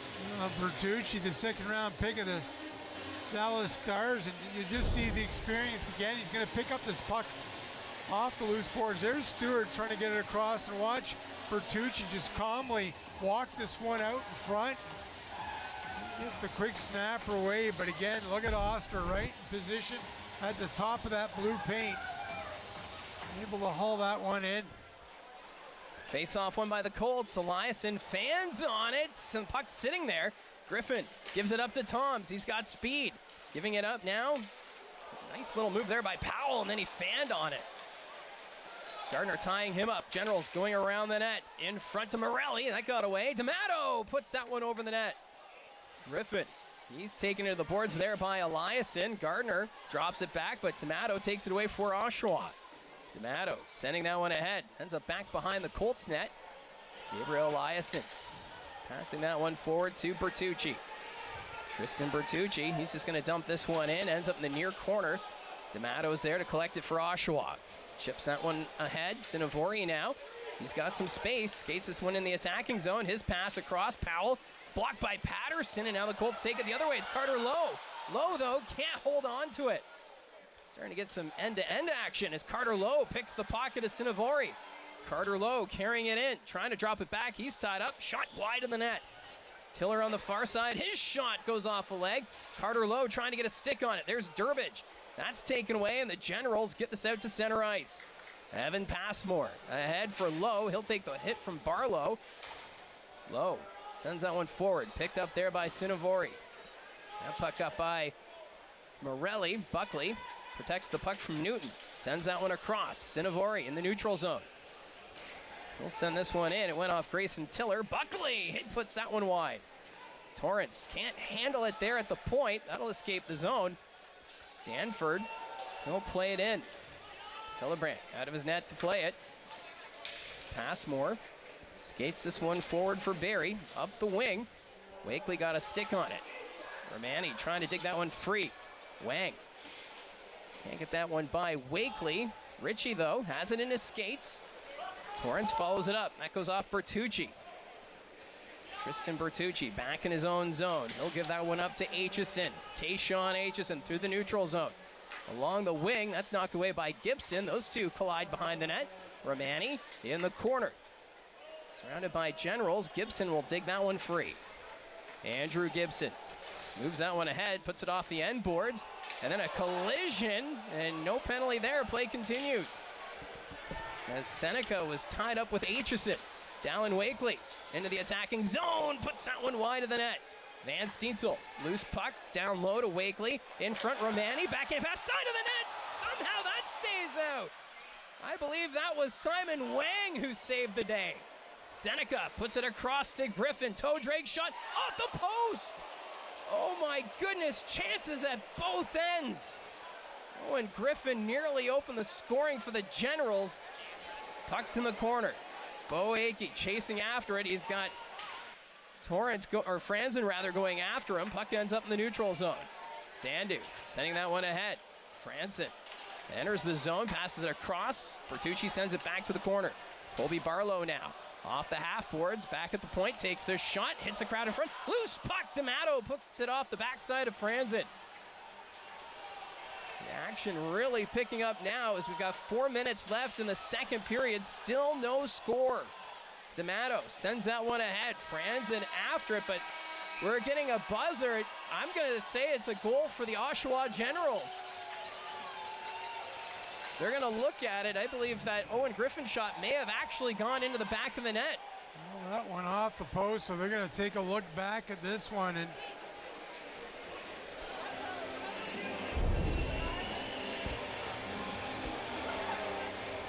let's watch here. The Generals going to step up over, and here's the quick snapper by Griffin.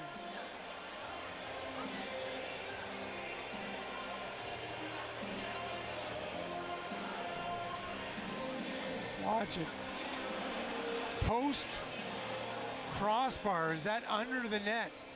Well, it's hard to tell, but that under the crossbar, but that came right out. Yeah, made contact with both bars. Because with these nets, there's no back bar. So you're not going to hear the puck hit a back bar, and they are saying that crossed the line. So it's a good goal. The Oshawa Generals up 1-0. As you'll see there. The puck come down. Well, it's a good thing the off-ice officials called it, or we would have had a whole lot of time to replay. But either way, the Oshawa Generals open the scoring. Owen Griffin, he has been a goal-scoring machine this playoffs. He's been red hot. I mean, the play really picked up there. Going end-to-end, both teams had great chances. But a review shows that Griffin has put the Generals on top. Goal number 12 on the playoffs. Yeah, Owen Griffin coming into tonight's game second in goals in the postseason. So we'll see how the Barrie Colts respond. They were getting some chances a moment before Griffin scored, and now it's Hemming to the net. Oster makes the save as he'll hold on to it as Hemming trying to take that one. So it's a 1-0 hockey game in favor of the Oshawa Generals. We're going to take a quick break. You're watching Global Simcoe Paving OHL Hockey on Rogers TV.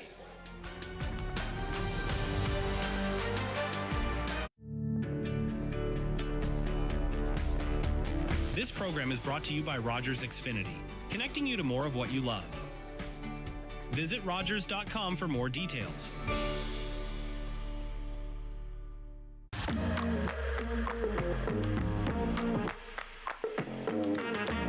My OHL is a place to talk. So Talk Today has a number of elements. First and foremost, we support the players. We provide mental health and awareness training and suicide prevention training to them. And we have a coach that's in every one of our branches that supports an OHL team. And in years to come, these individuals that are playing in the OHL now will be great mental health champions.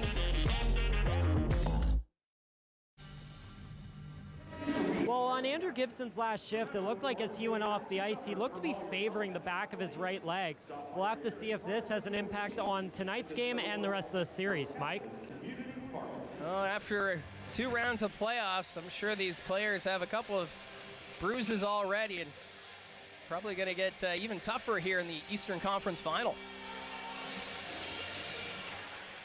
Face-off won by the Colts. Tristan Bertucci has it at the point. Bertucci takes the shot, deflected. Oster makes the save. Aitchison threw a high hit. Play continues. Beaudoin to Aitchison. That ends up in the corner. Danford's there. Generals trying to get this one out. Bodie Stewart dropping it back to Beaudoin.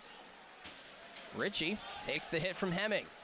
Danford, don't play that one around in the corner.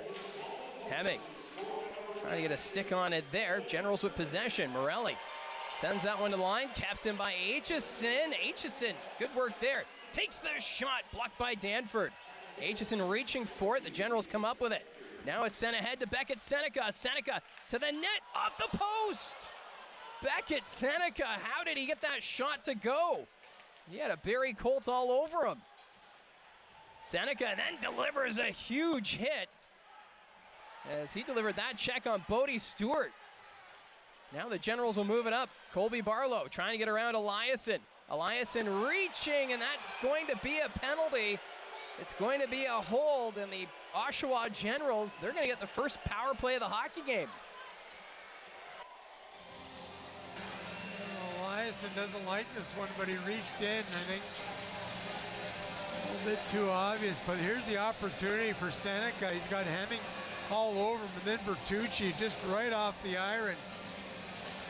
The far post, and then Barlow, watch him come in, and Eliasson's just going to get that. Oh, I don't know, he reached in with his right hand initially, but I think the left hand there, I mean, the officials are discussing this one. I mean, if you look at the follow through, you see Eliasson's going to get his right arm around Barlow. Watch, he's going to reach in here, but the left arm, push him there. I must have been the grab of the initial grab here, the right hand on the left shoulder of Barlow.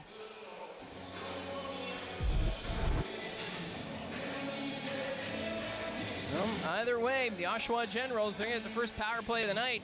Brought to you by Georgian Chevrolet. And for Oshawa, they have the 3rd best power play this playoffs, operating at 34.7%. And for the Barrie Colts penalty kill, right now 11th in the playoffs, operating at 69.2%. So a big penalty kill here for the Barrie Colts. With this faceoff coming to the left of Sam Hillebrand. Callum Ritchie will take the draw against Bo Jelsma. Face-off won by the Generals. Here's Barlow at the point. Sets up Ritchie. Ritchie dropping it back to Barlow. Barlow ahead to Seneca. His shot through the blue paint. Puck sails to the near side. Morelli with possession. Down to Ritchie. Ritchie going back to Morelli. Sets up Barlow. His shot, I think it was more so a pass. But the Colts, they're able to get this one down the length of the ice. Oster's going to leave it there for Morelli. As the power play down to a minute and a half. Luca Morelli through the neutral zone, drops it back. Picked up by Griffin. Barlow back to Griffin quickly. That pass deflected. Seneca keeps it down low. Barlow quickly goes to Ritchie. Callum Ritchie along the boards. Gets away from Hemming. Drops it there to Barlow. Barlow still with it. His pass taken away by the Colts, and they're going to send this down the length of the ice. Jacob Oster back behind his net. Gives it up to Morelli as the Colts change the penalty kill unit. Power play now down to 57 seconds. Ritchie sends that one across, finds Seneca. Seneca to the net, but that misses Morelli. Here's Ritchie now. Towards the corner, sets up Morelli at the point. Morelli to Ritchie, across, one-timer Barlow, and a nice glove save from Sam Hillebrand. As we've seen that quite a bit when Barlow was with the Owen Sound attack, that quick release on the man advantage, but Hillebrand gets the better of him. Well, that's twice Barlow with a one-timer. The Generals definitely trying to set up the big gun there. The first time he passed it, and watch this, he just releases that. Nice job by Hillebrand to get across that crease and be in position to make that one as Barlow looking for that top corner. I mean, that thing was off his stick in a split second. And Colby Barlow with that amazing shot. 9 goals so far this playoffs. Nearly got his 10th as Gibson fires that one wide. Puck's at the side of the net. Buckley, he has a pretty good shot himself as Torrance has it behind the net, trying to wrap around, stopped by Hillebrand. Buckley trying to throw the hit on Aitchison. Puck's down low. Torrance back to the point, Tomato. He'll trade places with Gibson, sets up Powell. Powell, though, knocked away by Beaudoin. Oshawa still with it, that goes wide. At the point, Tomato. Back to Gibson. Gibson, quick pass to Powell, puts that into the net. No, they're gonna wave it off. So Noah Powell put that towards the goal and went through the 5-hole of Sam Hillebrand, but the net came off. And the official waved it off right away, so we're gonna get a review here. Well, you can see the net come off the moorings as Jen's doing a good job of moving that puck around quickly. And over and call this one and take a look at it. Watch the quick puck movement by Oshawa right here, and looks like the left to the right skate of Hillebrand ends up knocking the net off the moorings. Well, seeing that, I do believe the puck probably crossed the line before that net came off. But they're going to review this. Of course, they've got the overhead angle, so they're going to be able to see that. But Powell just taking that shot, and it beat Hillebrand cleanly. It's just, when did that net come off?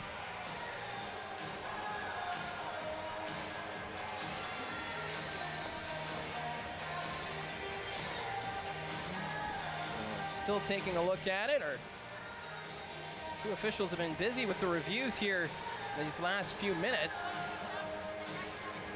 There's, of course, the Owen Griffin shot.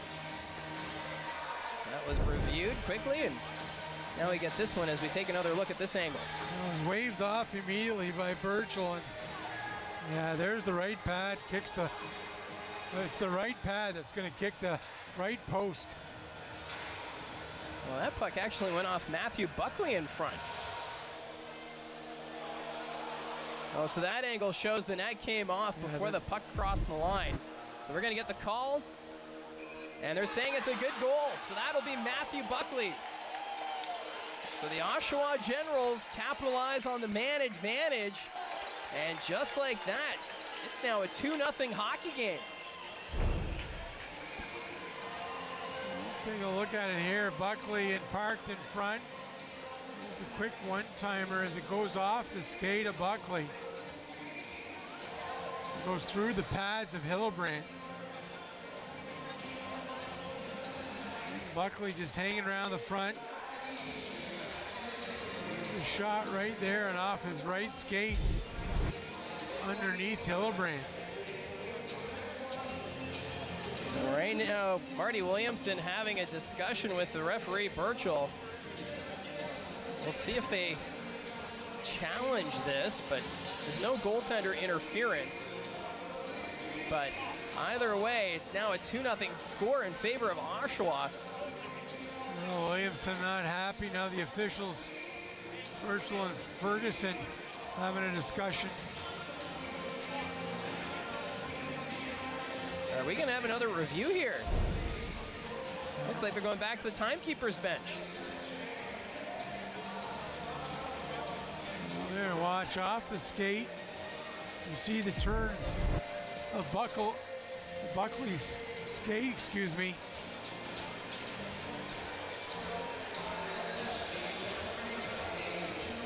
Well, I'll give them credit. They want to get this call right, so they're going to review it once more.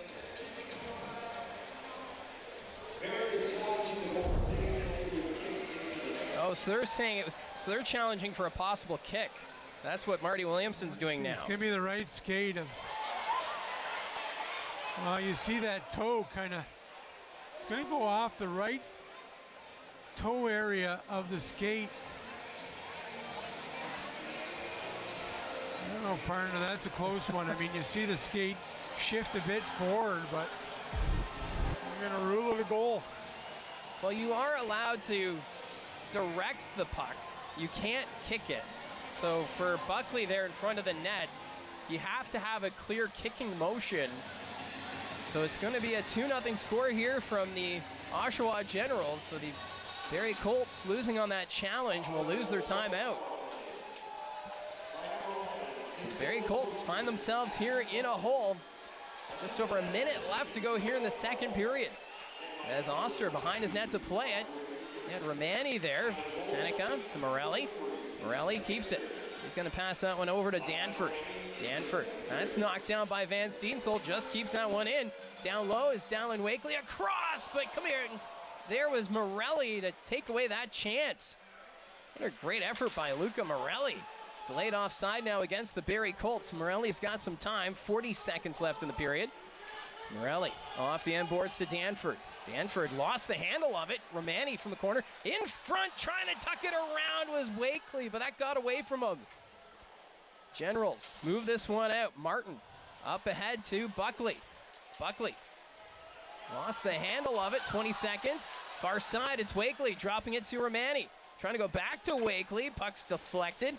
Ends up behind the net. Morelli will come up with it for the Generals, and he's just going to send this one down the ice. Not enough for icing. Bertucci has to play it. 6 seconds left. Bertucci carrying it in. Backhand pass. Romani across to Wakely. That pass doesn't connect. And that will do it for the second period as the Oshawa Generals scoring 2 goals that were reviewed. But more importantly, they do have that 2-goal advantage. Well, back and forth second period and a bit of a strange 2 goals reviewed, but it's the Generals on top here heading to the third period. Well, the Oshawa Generals, they've been getting plenty of shots on net. They're leading on the shot clock 28-17 and have been rewarded with a 2-goal lead as we'll take a break. You're watching Global Simcoe Paving OHL Hockey on Rogers TV.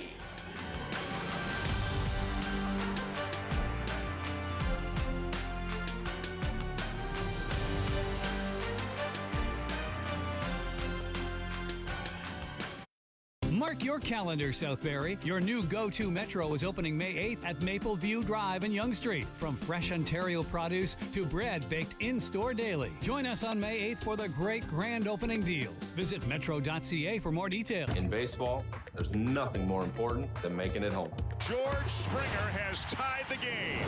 Doesn't matter how you get there. It's gone! But I do it with style. Boy, has he got some kind of power. And a little swagger, too. Because no matter where you happen to be, there's only one place. Jays fans call home. Sportsnet. Sportsnet. Sportsnet. Sportsnet, home of the Blue Jays. With Rogers TV, you can cheer on the home team from the comfort of your living room. We'll head to the rink, the field, the court, or the pitch, so you don't have to. Tune in and cheer on your local amateur athletes on Rogers TV. Are you a passionate content creator ready to expand your audience reach? Do you have unique stories, captivating hobbies, or special interests that deserve a spotlight? Rogers TV is here to amplify your voice within the community. We offer you the platform to broadcast your content to a wider audience. And the best part, it's completely free. Don't miss this opportunity to share your vision and engage with viewers. Find out how Rogers TV can transform your content journey today. With Canada's sovereignty and economy under threat, this election is a defining moment for the country. There's so much on the line. Get to know the candidates running to be your MP and represent your interests in Ottawa. Hear from your local candidates during Rogers TV's coverage of the local campaign. And on election night, Rogers TV delivers the local results. Rogers TV. Watch, learn, vote.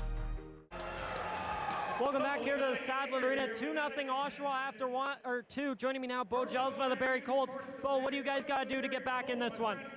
I think we just got to change our game. Our game's not good right now, and we got to come out and have a third.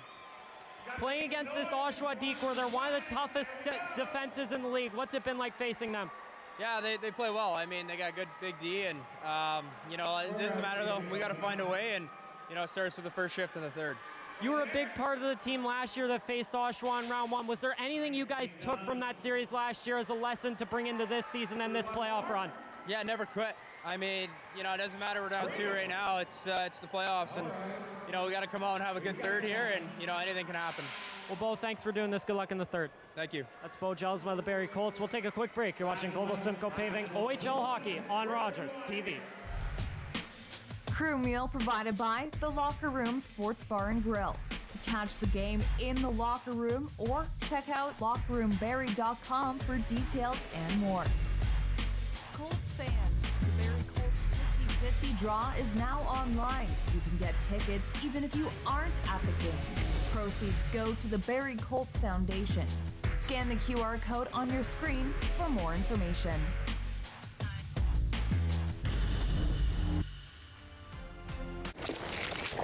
For me, the end was just the beginning. I felt I must come. If I did not come at once, it would be too late. And these places that are watered with the best blood of Canada might only be names and memories. I see it in the soldiers, the grief I know so intimately. And I will not abandon these men to it. The isolation wears on me.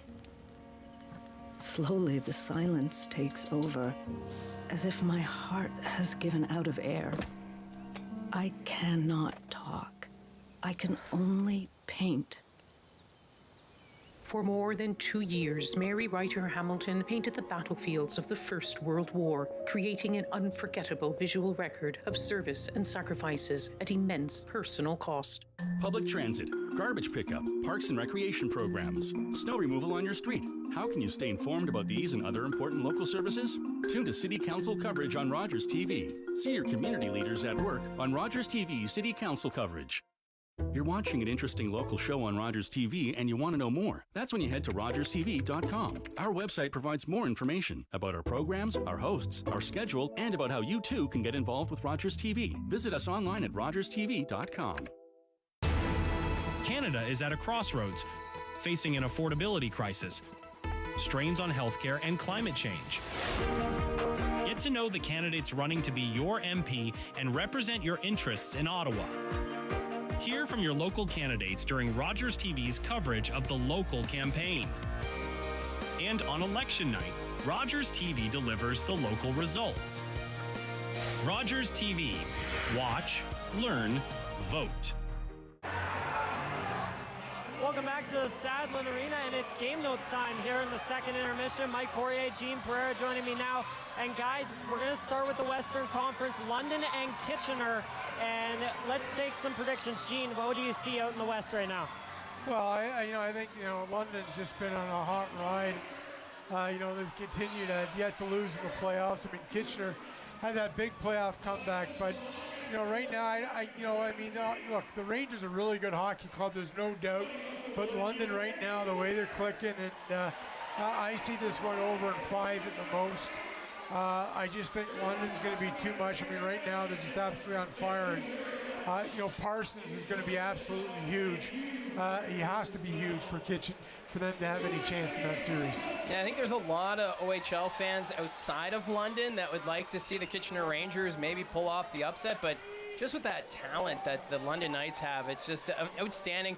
They average 6 goals a game in this postseason after 8 games, so that offense is just unreal. And then Austin Elliott, he's been fantastic. So I'm figuring maybe London in 4.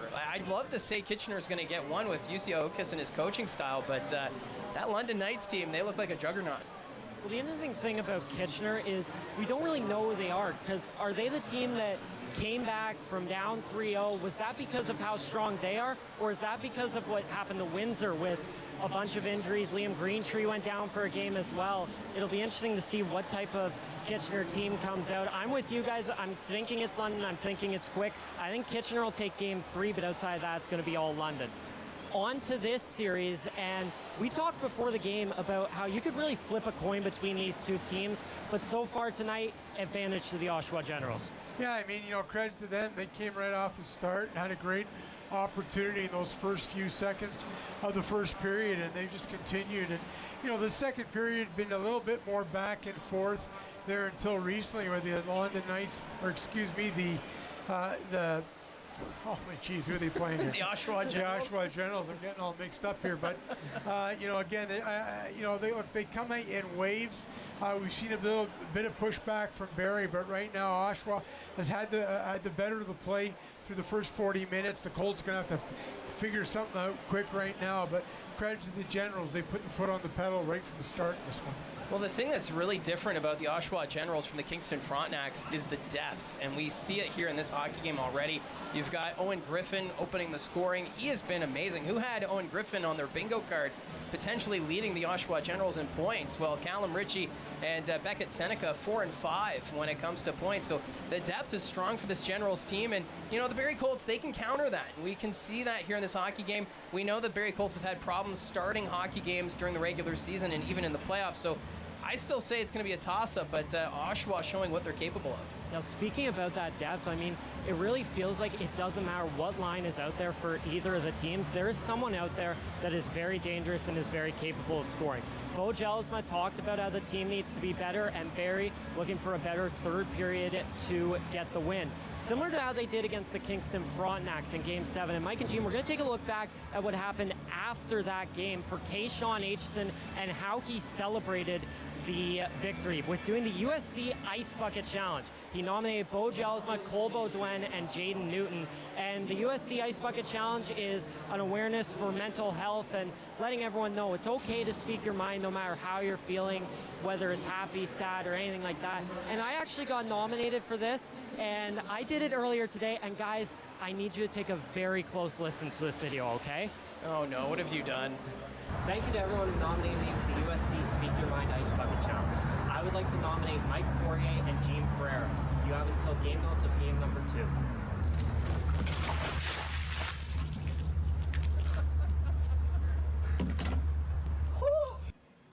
Well, you guys up to the task? You're going to do it? Gene, are you going to do it? I'd be happy to throw ice water on you again.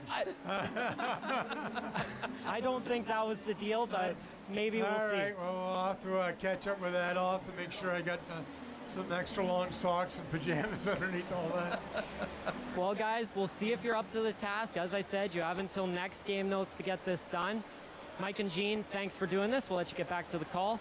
I'm going to head back down to that trophy down there. So we're going to take a quick break. You're watching Global Simcoe Paving OHL Hockey on Rogers TV.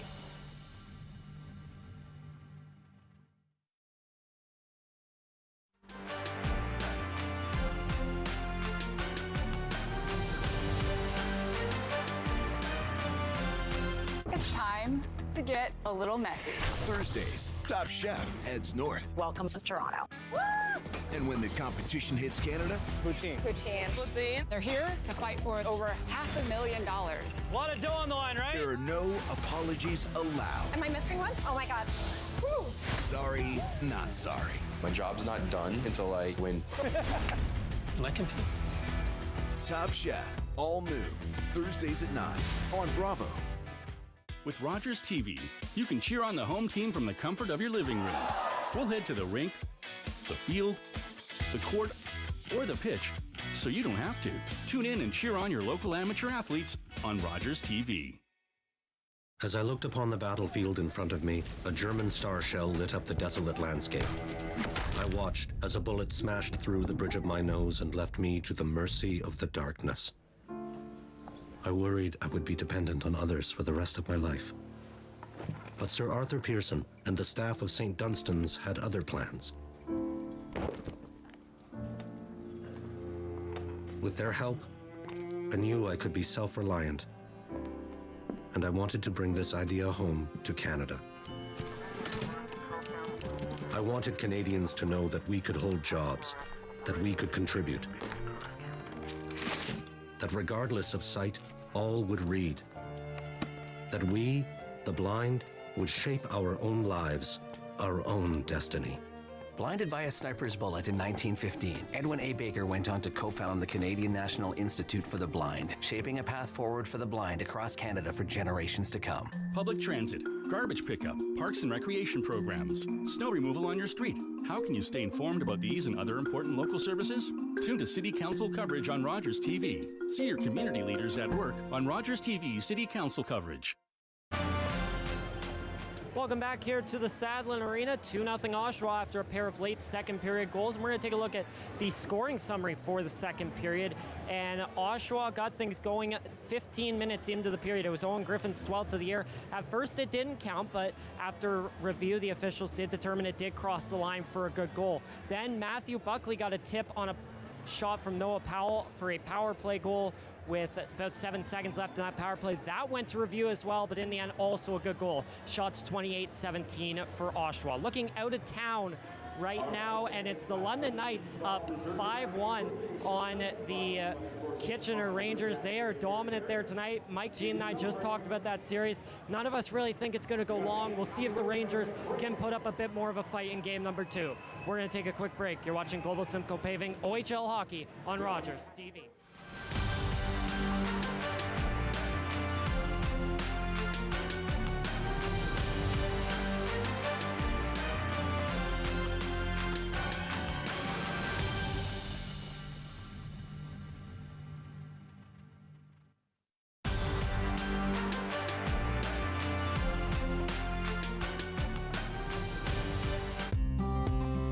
Passionate content creator ready to expand your audience reach? Do you have unique stories, captivating hobbies, or special interests that deserve a spotlight? Rogers TV is here to amplify your voice within the community. We offer you the platform to broadcast your content to a wider audience. And the best part, it's completely free. Don't miss this opportunity to share your vision and engage with viewers. Find out how Rogers TV can transform your content journey today. This federal election will reshape Canada's political landscape and our country's approach to domestic and international issues. Get to know the candidates running to be your MP and represent your interests in Ottawa. Hear from your local candidates during Rogers TV's coverage of the local campaign. And on election night, Rogers TV delivers the local results. Rogers TV. Watch, learn, vote. We invite you to play What's My Line? Welcome, Mrs. Baker. Those folks over there need to guess your extraordinary occupation. Are you an entertainer, Mrs. Baker? Do people come to watch you perform? Yes. Do you travel for work? Yes, I do. Do you ever wear a special type of costume? Yes. Is your job, physical? Yes, indeed. Are you a member of a team? Yes. Are you a professional baseball player? Yes, I am. Created during the Second World War, the All-American Girls Professional Baseball League included 68 Canadians. One of its brightest stars was my mother, Saskatchewan's Mary Bonnie Baker, a pioneer for women in sports. Welcome back here. Just about ready to get the third period underway. But before the break, we looked in on London and Kitchener, and it's nothing new for these two teams to be meeting each other in the playoffs, as this is round 4 but in the last 4 years between the London Knights and Kitchener Rangers. Taking a look back, it started in 2022 when the Rangers, as the 7th seed, beat the London Knights in the first round of the playoffs. And then in 2023, it looked like these two teams may be destined for a round 2 meeting, or destined for a round 1 meeting with how close the Knights were to first place and the Rangers were to 8th place. Or the Rangers were the 7th place, but in the end, London finished 2nd, Kitchener finished 8th, but the Rangers would pull off a crazy upset, sweeping Shane Wright and the Windsor Spitfires. The two teams played again last year, the closest they've been in seeding. It was a 1-4 matchup of the second round. The Knights were able to sweep the Rangers. We'll see what happens this year, and we'll also see what happens in the third period of this one. And for the call of that, it's Mike Fourier and Gene Pereira. Thank you, Josh. And yes, the rivalries in the playoffs alive and well. Of course, these two teams, the Colts and the Generals, met last season in the first round, and that went 6 games. So it's fun when you get these rivalries come the conference final, and it's been on full display so far here tonight. The Oshawa Generals have come into Barrie here tonight. Right from the get-go, they've been a really good hockey team. I mean, a little bit of pushback from Barrie in that second period, but Oshawa really turned things on late in that second period, and it's gotten them a 2-0 lead here. And the Colts, you heard Woj, but they have to be better if they want to climb back into this one. So we are ready to go here for the third period of play. The Oshawa Generals up by a score of 2-0. Goals from Owen Griffin and Matthew Buckley. We'll see how the Colts respond here as this third period underway. The Generals sending that one deep off the end boards. Bertucci's there to collect it for Barrie. Bertucci taking his time behind the net. Now he'll move it forward. Across to Aitchison. That pass goes off Danford. Generals move it back the other way quickly, but it's Aitchison recovering inside his own blue line. Beaudoin had his pocket pick. Good work there by Seneca. Torrance on the wing. His shot right into the glove of Hillebrand, and he's able to hold on to it. Luke Torrance and Sam Hillebrand now. That's shot number 29 on the night. 27 stops. And he's been good. He was outstanding in that first round against Oshawa last year, and veteran netliner getting the start in this series here, and he's been pretty sharp.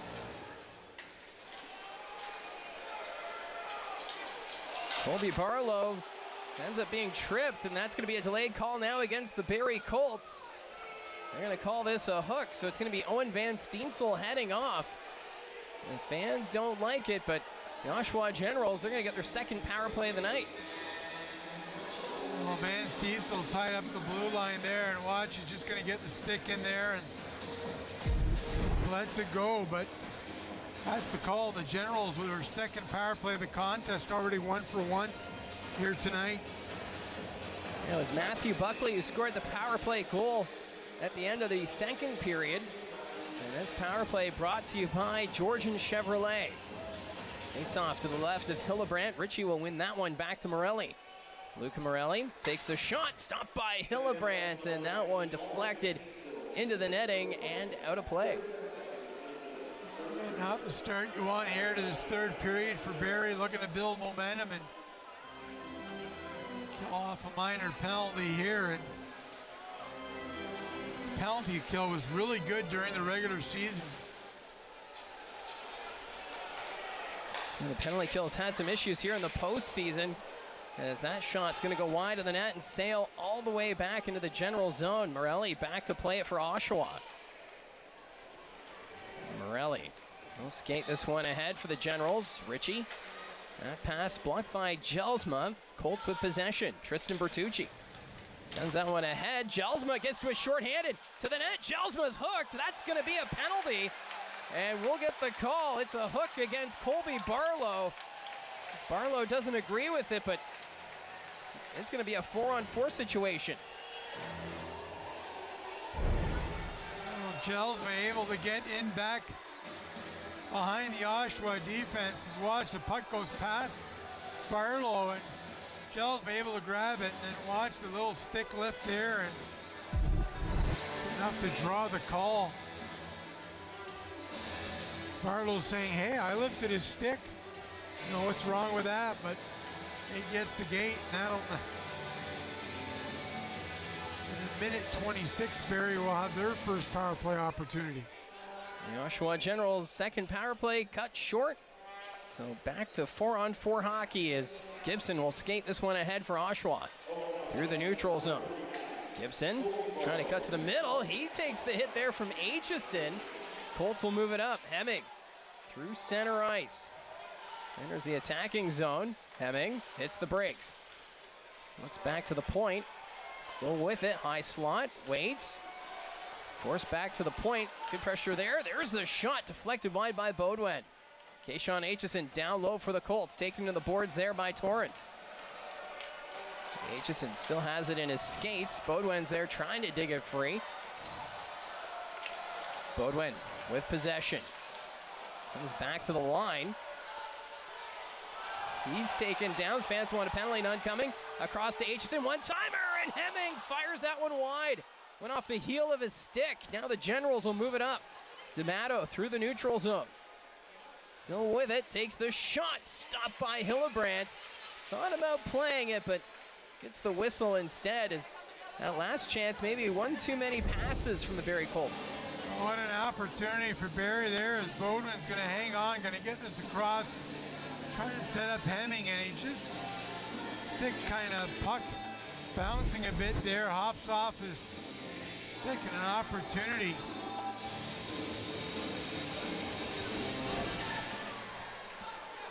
Face-off won by the Generals. Beckett Seneca with possession. He's just going to skate this one out to center ice as Van Steensel coming out of the penalty box in 9 seconds, and then the Colts will get their first power play. Seneca giving it up to Griffin. Griffin losing it to Grayson Tiller. Power play now for the Barrie Colts, brought to you by Georgian Chevrolet for 30 seconds. Wakely sends it back, but that's going to escape the zone. Bo Akey gives it up to Gelsma. Gelsma skating this one ahead into the attacking zone. Gelsma back to the point, but Bo Akey couldn't control that pass, and that's going to escape the zone. Romani in the neutral zone sets up Wakely up to Van Steensel. Van Steensel will send this one around the boards. Gelsma on the far side, that got by him. And the Generals move it up back to even strength. Sinivori passing it to Morelli, and that hit his teammate in the crease. That went off Buckley and stayed out. Bertucci back the other way for Barrie, up to Romani. Van Steensel can't control that. Takes the shot, Oster the save. Wakely to Romani up the middle, stopped by Oster. Van Steensel back to Bertucci, sets up Aitchison. Kayshawn Aitchison settles it down, back to Bertucci, winds up, his shot, that goes wide of the post.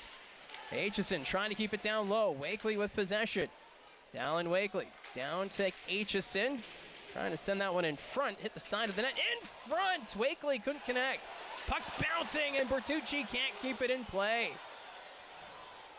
Oh my goodness. Colts still down by 2. Here's Kayshawn Aitchison now. His pass is blocked. Van Steensel tried to get it, but it's taken back by the Generals. Here is Franzen. His shot blocked by Tiller back behind the net. Martin's there. Couldn't hold on to it. Here's Gibson off the point. His shot stopped by Hillebrandt. Puck comes back to the point. Wang ahead. That's picked up by Powell.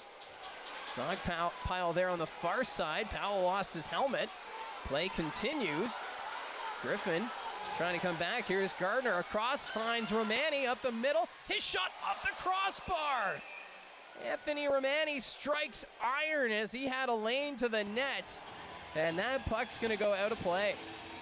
Some quality chances at both ends of the rink. And start with the Generals here. And watch this one. I don't know how this one stays out. Morelli looks like he's got the open cage, but gets it right off the back of Wakely's leg, and then the Colts go down, and it's Romani, and again this release, the high rising shot. Oster's best friend there. Crossbar. Great opportunities at both ends. Well, they continue to go back and forth, but it's the Oshawa Generals who remain up by 2. As we get the faceoff now to the left to Jacob Oster. Faceoff won by the Colts. Grayson Tiller back to Akey. He's just going to put this one wide of the net. Seneca is there trying to hack that one out. Danford, he's able to get this one down the ice into the Barrie zone. Bo Akey with possession. Goes to Stewart. Bodie Stewart at center. He'll send that one ahead. And that puck ends up on the Oshawa bench. So we'll get a face-off here. Bodie Stewart and the Colts looking for a better third period here. And of course, go back to that Kingston series. Game 1 when Barrie had an outstanding third period after being outplayed through the opening 40 minutes. And Oshawa's had the better of play here. Colts have pushed back at times through the opening 2 periods, but some work to do here in this third. Generals are able to get this one out to center ice. Doesn't go too far as Torrance takes it away from Akey. Bo Akey trying to skate this one in the zone. He's going to send it around the boards, bouncing off the end. Danford's there. Generals send it around. Grayson Tiller off the point. Puck got away from him. Danford in the corner, sets up Seneca. Dropping it back to Ritchie. Seneca gets it again on the wing. He'll carry this one in, knocked away by Stewart. Bodie Stewart behind the net, can't hold on to that. Seneca is going to send it back to the point. Danford gives it up to Ritchie. Ritchie to Danford. Danford with a shot. That's blocked by Patterson. Colts can't get it out. Kept in by Ritchie. Gardner losing the handle of it. Barlow trying to send it back in. Hits a player. Colts with possession. Riley Patterson sends it ahead. Picked off by D'Amato. D'Amato skates this one in. His shot blocked by Tiller. Puck goes to the corner. Bo Akey now sends it around. Far side, that's Sandu. He'll keep it down low. Back behind the net, Buckley. Akey able to kick it to Tiller, but that's short-lived. Generals back to the point. D'Amato takes the shot. Stopped by Hillebrand as he got a piece of it, and puck sent down the ice. Jelsma picks up momentum. Bo Jelsma wins the race to the puck, trying to get it in front, and that goes off Oster. Puck rolls to the corner. Cole Baudouin with possession. Sends it back to Aitchison. His shot over the net. Puck's bouncing. Sandu will find it. That's taken away from him. Jelsma's tied up. Can't get a stick on it. He's reaching for it. And now it's going to be a penalty. And it looks as though this is going against the Oshawa Generals for interference. So it looks as though Luca D'Amato is going to go to the box, but we're going to take a quick break. You're watching Global Simcoe Paving OHL Hockey on Rogers TV.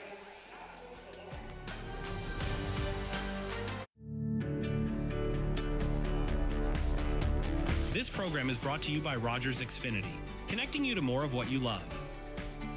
Visit Rogers.com for more details.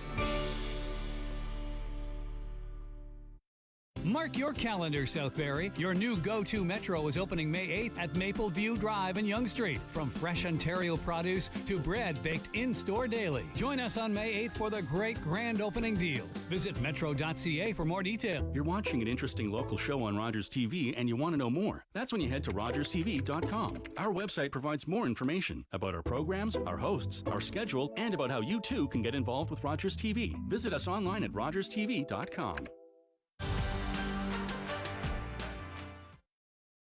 This is Brant Clark getting his first career NHL playoff goal. Clark, a part of the Kings defense that is leading the way to a 2-0 series lead over the Edmonton Oilers right now. Mike? We're quite familiar with when Brant Clark was here getting the goals. And it's great to see him get that first playoff goal in LA as Wakely fans on that one-timer. Colts are on the power play, brought to you by Georgian Chevrolet. It's D'Amato in the box for interference. Ritchie can't get it out, kept in by the Colts. Here's Van Steensel trying to go up top, but got too much under that. And that one's going to go over and out of play. Nice opportunity there for Van Steensel trying to go high. Short side, gets just a little bit under it. Colts able to win the draw and gain control in the zone, and then Van Steensel did a nice job of keeping the puck in the end, and leads to an opportunity for himself. Face off to the left of Oster.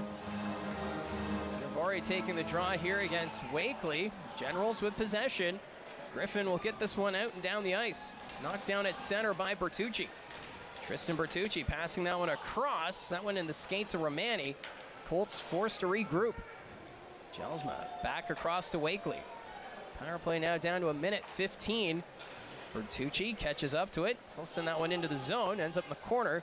Oster's going to stay in his net. Danford has it behind the goal. Bertucci lost an edge, trying to get back up into the play. Morelli with possession.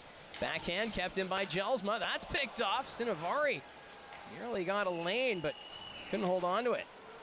Now it's Griffin who will just send this one down the ice as both teams will make changes. 48 seconds left in the penalty to D'Amato. Bo Akey. He's got some momentum, picks up speed through center ice. Bo Akey across to Patterson. Patterson backhand, that's blocked. Here's Hemming up the middle, blocked by Torrance.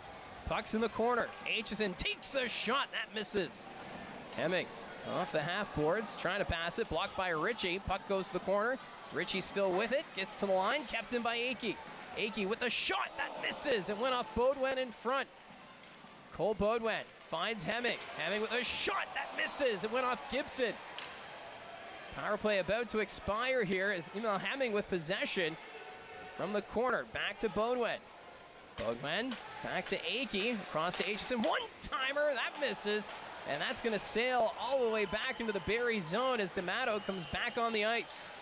So the Colts now 0 for 2 on the power play tonight. Beaudoin picking up some momentum. Reaches center ice. He's going to dump this one in. Into the corner it goes. As Morelli playing it. Takes a bump there from Patterson. Riley Patterson trying to dig that one free. Stays with it. Back to the line. Eliasson. That goes around. Got past Beaudoin. Far side. Colts sent it towards the net. Morelli blocked that. Lost his stick. Here's Cole Beaudoin. Beaudoin trying to outweight the defense. Eliasson's shot goes off Ostrin wide. And then Eliasson with a huge hit as he delivered that check on Toms. But it's the other way. Stopped by Hillebrand as Noah Powell then got a chance. But Colts goaltender able to make the save. All sorts of action on that one. And Eliasson again, the big body coming down low and just run Toms into the boards there. And then come back the other way and the quick shot there. And Hillebrand to take that one in. But you can develop the Colts a little bit of desperation in their game, down 2-0. Desperately trying to get that first one to give themselves a chance here. We've almost reached the midway point of this third period. The Generals still up by 2. At the blue line, it's Gibson towards the net. That goes off the stick of Bertucci. Griffin behind the net, staying with it. Owen Griffin, already 1 goal tonight. Has possession, comes back to the point. Waits. Takes the shot towards the net. Hillebrand makes the save, but you've got Aitchison and Martin mixing it up. And now a battle ensues behind the net as Franzen and Bertucci getting acquainted here. Well, Martin and Aitchison have been going at it all night. Martin would love nothing more than to get Aitchison off the ice here. Got to keep his cool here. And he's come up with big goal after big goal, time after time for these Barrie Colts, and Martin would love to get him off the ice. 10-20 remaining, and Eliasson, of course, he loves it. Hey, Josh. The more physical, the more he loves it. Yeah, Gabriel Eliasson, we're starting to see him throw the body a little more here in this hockey game than what we've seen in the previous 2 series against Niagara and Kingston. And right now it looks like they're going to need some arena staff to come in and fix the pegs here behind Sam Hillebrand. So a bit of a delay as we'll figure this out. And since we're waiting for the fix, this third period brought to you by Georgian Chevrolet. Out-of-town update. So let's take a look at the out-of-town as the London Knights, their lead now down by 3. 5-2 is the score at Canada Life Place. There's a minute and a half remaining, although the Kitchener Rangers on the power play. No surprise, Luke Ellenis mixing it up. This rivalry between Kitchener and London alive and well, as you see there, Brustevich and Ellenis being separated there. Brustevich came over, gave him a couple of shots. Langston, a former Colt draft pick. That'll end their night. So with the way the score is looking and the time, it looks as though the London Knights are going to be up 1-0 in the Western Conference Final. So they'll improve to a 9-0 record. Right now it's the Oshawa Generals up 2-0 as we're approaching the 10-minute mark of this third period. D'Amato's going to take it back behind his own net. Look at D'Amato. Chips that one ahead to Powell. Noah Powell dropping it back to Sinovari. That shot went off his teammate, Romani. That pass deflected. Generals will pick it up. Colby Barlow takes the shot. That's blocked. Sinovari trying to catch up to it, but instead it's Van Steensel. Owen Van Steensel sends that one across to Romani. His shot scores off the glove and in. Jacob Oster thought he had it, but it gets through. And the Colts, they have some life. Now this is one that Oster, I'm sure, would love to have back, and sometimes you need a break, and the Colts get a break here. Look at Oster. He says, all right, looks at the glove, we'll get him next time. Watch Van Steensel just gets his puck here, and watch Romani, kind of a far angle on that one. Looked like it was going wide. Elevates the shot here, and just kind of through the mitt. Jacob Oster and the Colts catch a break, and they cut the lead. That's now 10 goals this playoff for Anthony Romani, and now has points in all 13 games. His run has been unreal. So now it's a 1-goal hockey game. Colts down 2-1. We'll see if the Barrie Colts can build some momentum here with that break.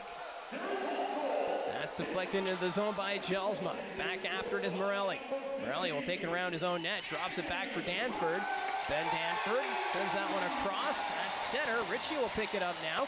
Up to Beckett Seneca. Seneca trying to make the move, but Aitchison takes that one away.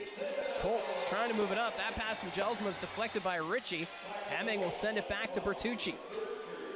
Tristan Bertucci back behind his own net. Quickly goes ahead to Hemming. Emil Hemming will skate this one forward for the Colts. Hemming on the wing, takes the shots, and Oster makes the save, and he'll hold on to it. Well, not a bad idea there by Hemming. Get the shot away, get the face off in the Barrie zone, and all of a sudden there's a lot more life in this building. It was fairly quiet, all things considered. Fans on the edge of the seat, but a little bit more excitement here. The Colts finally getting on the board. Well, and all 3 goals have been kind of the odd bounce. As we saw Griffin's goal, it was ruled no goal at first after it went off the bar and in, and then Buckley's shot, or actually it was Powell's shot off Buckley and in. That was reviewed for a potential kick, and the net came off, and then now Romani's shot off the glove of Oster. So not the cleanest of goals here tonight. But either way, Oshawa up 2-1. Akey giving that up to Tiller. He'll take the shot. Deflected! That goes over the net. That was Stewart who got a piece of it. Gibson back behind his own goal. 8.5 minutes left to go in this hockey game. Toms will skate this one through center. Dumps it in. Coming out of his net to play it. Gives it up to Tiller. Tiller up to Gardner. Gardner will send this one out. Gibson ahead. That's actually going to go right back to the Oshawa defenseman. Simon Wang over to Powell. Powell sends that one up, but that goes off a leg. Patterson's just going to send it back into the Oshawa zone. Gibson back behind his own net. Barrie Colts completing a line change here. Gibson skates this one ahead. Sets up Wang. Wang through the neutral zone. That'll go into the zone. After it there is Bertucci. We'll send that one ahead. Here's Dalyn Wakely. Wakely across to Aitchison, quickly up to Romani. That's out of his reach. Sandu will play it, taken into the boards there by Romani. Puck's in the corner. Colts dig it free. Anthony Romani behind the net. Romani in front and finds Aitchison. Aitchison across. That's deflected out of play, as it was some good stick work there from Sandu to take that away. Oh, what a big play by Sandu as Anthony Romani. He was all ready to go and teed up. He had that one lined up. Sandu again getting into the lane and taking away that passing lane. 7:35 remaining. You can really see the desperation with the Colts here as they try to push for this equalizer. So face-off coming to the right of Jacob Oster. Van Steensel taking the draw. Won by the Colts. Romani, quick shot. That hits a player in front. Sandu picks it up here for Oshawa, and the Generals will get it out. Martin will dump this one in. That gets by Hillebrand. Akey's there. Sends it to the opposite side. Dalyn Wakely gets this one out to center ice. Collected there by Sinovari. He'll just dump it in. Rolls right on net. Hillebrand decides to play it. Gives it to Akey. Dalyn Wakely now. Passing that one forward. Getting a stick on it was Morelli. Tiller takes the bump. Van Steensel across to Wakely. Dalyn Wakely. He'll peel it back. Trying to drop it there to Romani. Along the boards. Good work there by D'Amato. Puck ends up behind the Oshawa net. Luca Morelli sends that one forward. It goes off Buckley. In the neutral zone, Martin. Loose puck in front of the Oshawa bench. Aitchison comes up with it. Up ahead, that goes off Van Steensel. Or it looked like it went off Van Steensel, but they're going to call this icing against the Barrie Colts. Look at Marty Williamson switch around some lines here, putting Bo Jelsma on the wing with Hemming and Bodwin. Try to get that equalizer and shortening his lines as well here. As the Colts look to push, get that equalizer.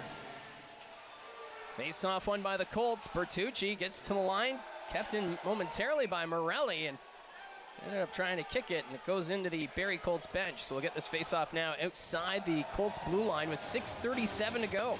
Well, again, these draws so important. Possession of that puck for Oshawa. They just try to get that puck in deep again and work that clock as much as they can for the Colts. Try to win the draw, get possession of the puck to get going up the ice. You can feel it. You can sense the intensity just ramping up. We head into the stretch drive here in this third period. Kayshawn Aitchison receives the pass. He'll send this off the end boards after his Bodwin beats out the icing. Bodwin taken into the boards there by Danford. Hemming trying to dig it free. Still in the skates of Bodwin as he's trying to move it around, and then Hemming delivers the check. Morelli off the glass, knocked down there by Aitchison, trying to keep it in. That'll escape the zone. And now we'll get a whistle for the glove-to-head pass. We'll do this over again. Fans trying to get the wave going here again, Mike. Captain Bo Jelsman can move to the left side with Hemming and Bodwin. Stewart moving down to that line with Gardner and Patterson. Face-off won by the Generals. Danford will send it over to Morelli. That's deflected by Torrance, so no icing. Hillebrand will slow it down for Akey. Akey ahead for Jelsma. That's taken away by the Generals. Ritchie keeping it down low. Tiller takes the hit. Seneca trying to send that one out in front. Instead, it's taken away by Hemming. Here's Grayson Tiller. Tiller flips this one in the air, trying that long stretch pass, but Bodwin decides he's going to go off for a change as he's at the end of his shift.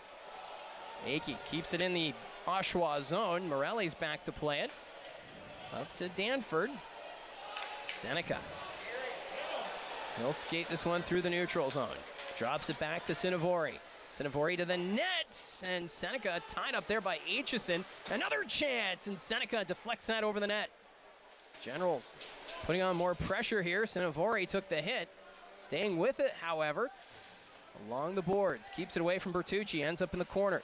Sinovari's there. Ends up behind the Barrie net. Martin back to the point, but nobody was there for that pass. So Oster ready to play it. Under 5 minutes now remaining in this hockey game. The Barrie Colts down by 1. Patterson trying to take it away from Wang, and the Oshawa defender will send it down the length of the ice, and this is now an icing call against the Oshawa Generals. So we'll take one more break, as it's a 2-1 score for Oshawa. You're watching Global Simcoe Paving OHL Hockey on Rogers TV.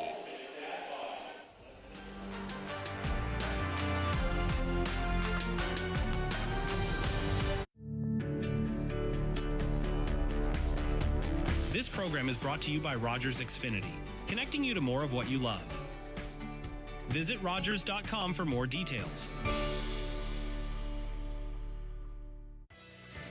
Any player, regardless of draft status, that plays in the Ontario Hockey League is entitled to a minimum scholarship of tuition, books, and compulsory fees per year played in the OHL.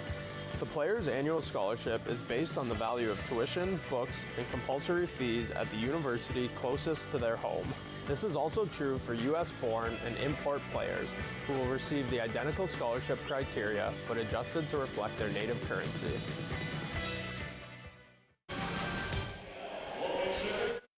Extended his point streak, and he has now scored in every single game of the postseason so far for the Barrie Colts. Not only did he extend the point streak, but he kept the Colts alive in a tight 2-1 game down the stretch. Mike? You're going to need your clutch players to dig deep and get the team back in the hockey game. And that's exactly what Anthony Romani did with that one, as his team has a chance here late. Puck going to the net.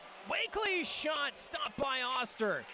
Puck was sitting there, and Dalyn Wakely just able to find it in time, but Jacob Oster getting the better of him. Oh, Wakely battle in front there, and it's just a bit of a spinorama. And a big face-off win by Owen Van Steensel. They need big wins in the draw there. Watch Wakely just turn this one, find it. He's going to fire it at the net. A nice job by Oster. Get that one in between his body and his right blocker. Callum Ritchie set to take the draw here against Owen Van Steensel.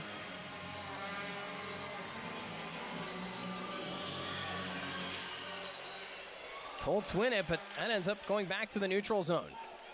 Aitchison there to pick it up for the Colts. He's going to send it back into the Oshawa zone. Sandu trying to be the first one on it. Cut off there by Romani. Van Steensel puts that one over the net. That's going to sail back into the neutral zone, collected by Aitchison. Aitchison gives that one up to Bertucci. Aitchison again up the wing. They're going to say it was deflected, so no icing. Oster out of his net to play it. Wakely got a stick on it behind the net. He's tied up by Ritchie. General's able to recover and get this to the line. Seneca tripped up. Play ends up in the neutral zone. And the Colts will dump it right back in. Sandu there to play it for Oshawa. Gives it up to D'Amato. Ritchie tried to knock that one down. There's Tiller. Back to the blue line, picked up by D'Amato. Hillebrand coming out of his net. We'll leave it there behind the goal with 3:49 left to go in the game. We'll keep an eye on Hillebrand to see when he goes off for the extra attacker. Tiller sending that one in, deflected by Hemming. It bounces in front. Took a weird bounce in the corner, but the Colts not able to capitalize. Akey puts that one off. Barlow, Griffin, and Akey fall. Back behind the net's Tiller, picked up by Powell. Powell sends that to the corner for Colby Barlow. Back to Powell. Powell sends that one across to Morelli. Luca Morelli waits, fires. That's blocked by Baudouin. Colts forward can't get it out. Poked there by Barlow. We got a delayed penalty call coming against the Colts. Powell in the corner, trying to move it in front. Takes the shot, fires it over the net. Colts will now touch it. We'll get the call, and it's a high stick. And this one is going against Bo Akey, so a late penalty here against the Barrie Colts.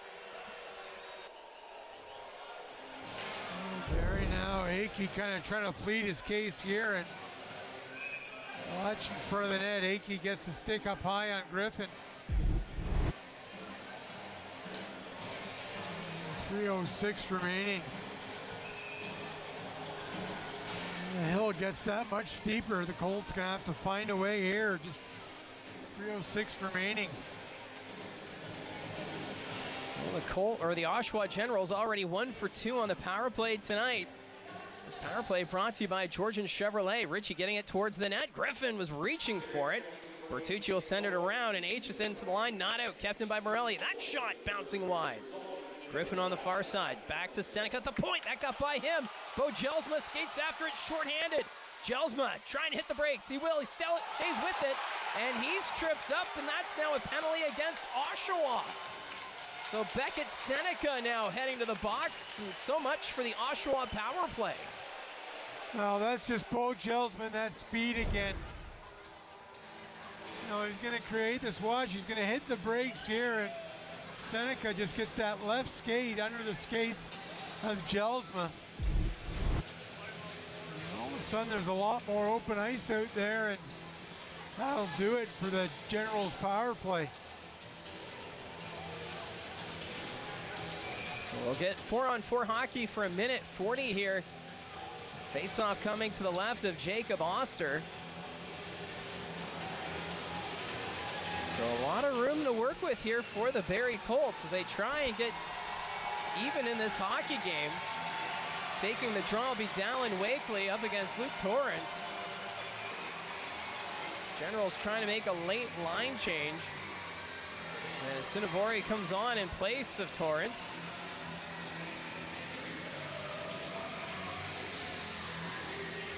So getting some messaging here as Wakely and Sinavori having a battle here.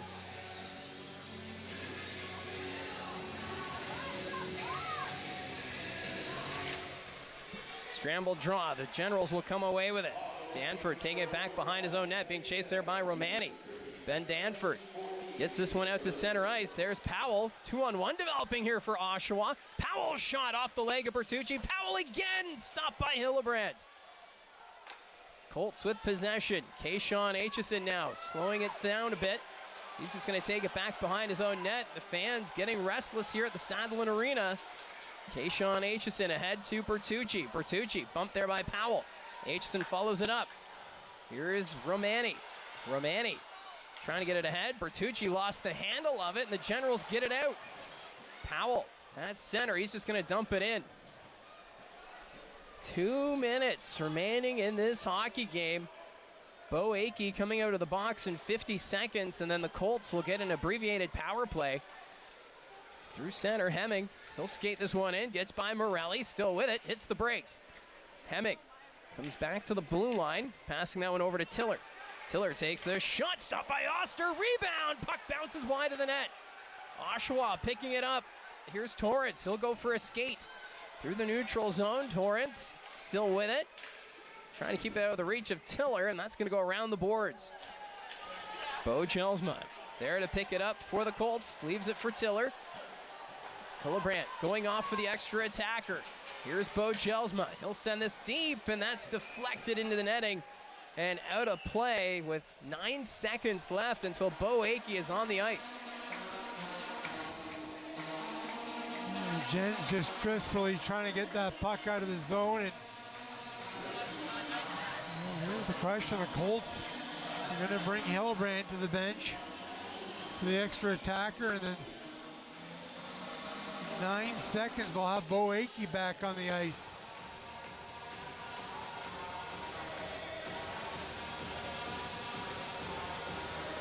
Well, it looks like a timeout was called here. I believe it's by the Oshawa Generals, so both teams will drop the plan here. As desperate times setting in right now for the Barrie Colts to try and tie this hockey game.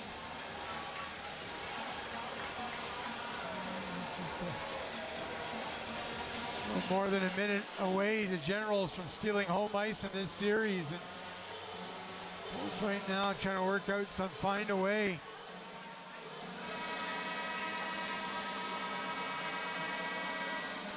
It looks like Aitchison coming off, and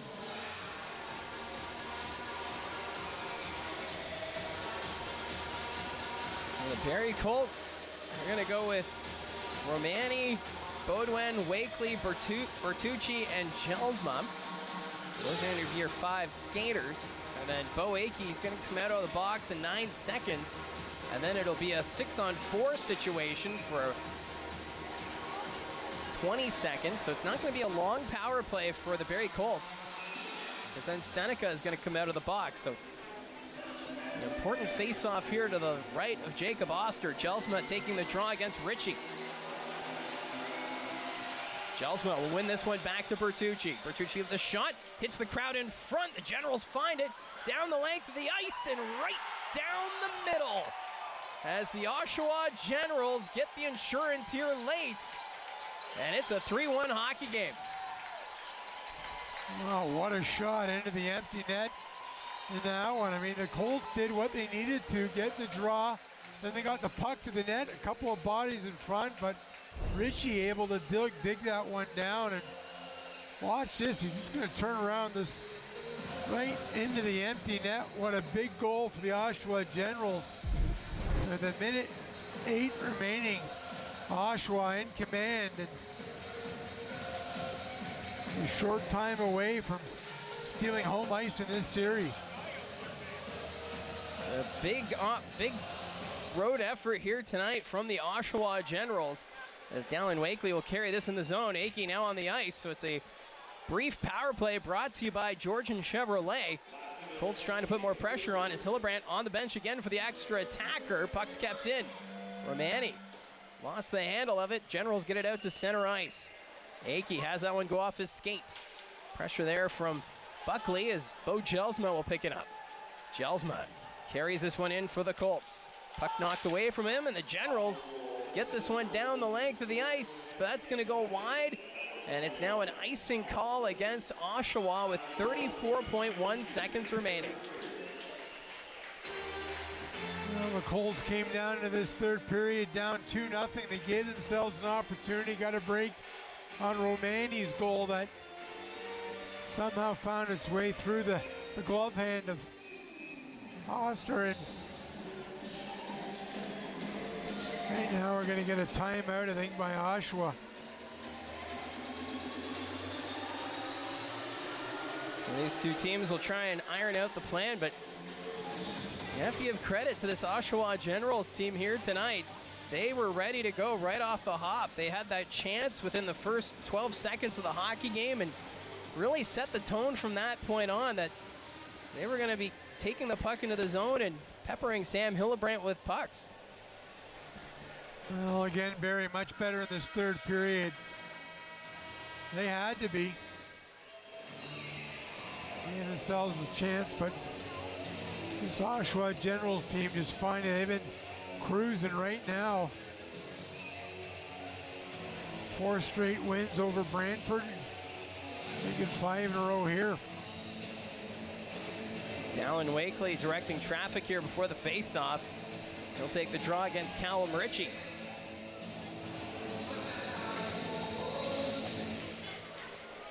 And the Generals win that one right down the ice, and that just misses. And we'll do this face-off over again as the Generals doing a good job in the face-off circle, and they see that empty cage and they're going for it.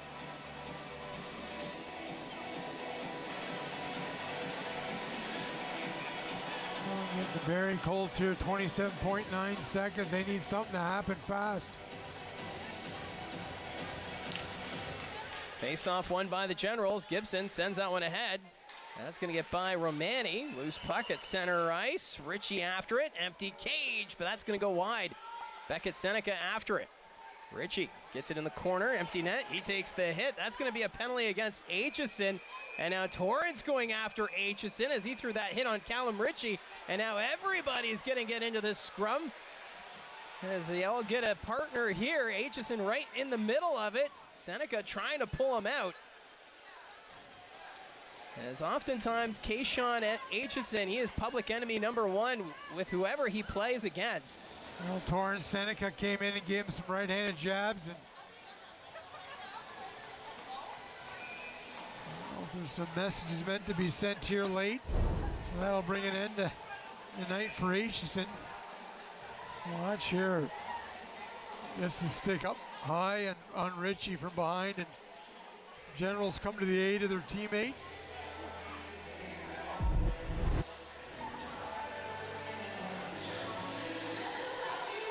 It's just game 1 of this best of 7 series, as they're just getting reacquainted here tonight. And it's been a battle right from the get-go of this hockey game. We saw a lot of big hits from both teams. Seneca throwing the body, Eliason, Aitchison Martin. I think that's going to be the tone of this series as we continue this journey through the Eastern Conference Final. So 11 seconds left. It's now a power play for the Oshawa Generals.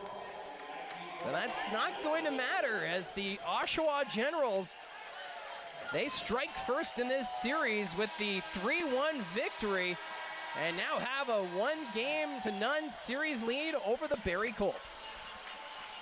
Well, the Gents came out with good intensity early on and carried the play pretty much well most of that first period. Bit of a back and forth second period, but it was the Generals that found the scoreboard, and a couple of goals that were reviewed, and Barrie gave themselves a chance. Romani, Barrie gets a break there as one squeaks through the glove hand of Oster, and full marks for the Oshawa Generals here tonight. They found a way to hang on and get game one of the series with game two and an opportunity to take command going home. And of course, game two will be Sunday evening back here at the Sadlin Arena, 6 o'clock puck drop. But you see that plenty of Oshawa fans made the trek up to Barrie as they're well represented here tonight as their team takes it by a final score of 3-1. And we're going to take a quick break before heading to ice level. You're watching Global Simcoe Paving OHL Hockey on Rogers TV.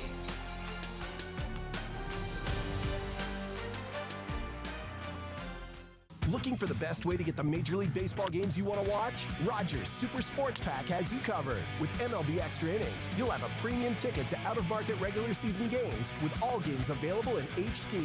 Don't miss the action from the games you want from both the American and National Leagues. MLB Extra Innings, part of the Super Sports Pack. For only $39.95 a month, Rogers customers get all this for one all-inclusive price. Order using your remote by saying Super Sports Pack or tune to channel 431. With Rogers TV, you can cheer on the home team from the comfort of your living room. We'll head to the rink, the field, the court, or the pitch, so you don't have to. Tune in and cheer on your local amateur athletes on Rogers TV. Sports is life. It's clear cut.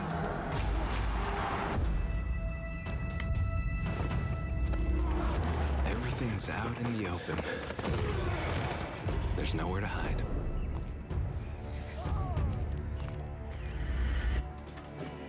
I had to prove myself, more than anyone else. You must be so proud of your son. He's gonna go pro. The sky's the limit.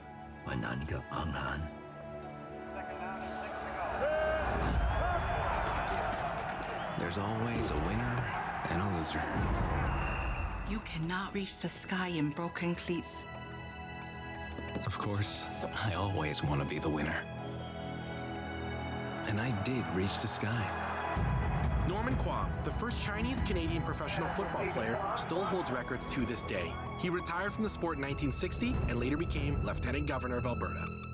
Public transit, garbage pickup, parks and recreation programs, snow removal on your street. How can you stay informed about these and other important local services? Tune to City Council coverage on Rogers TV. See your community leaders at work on Rogers TV City Council coverage.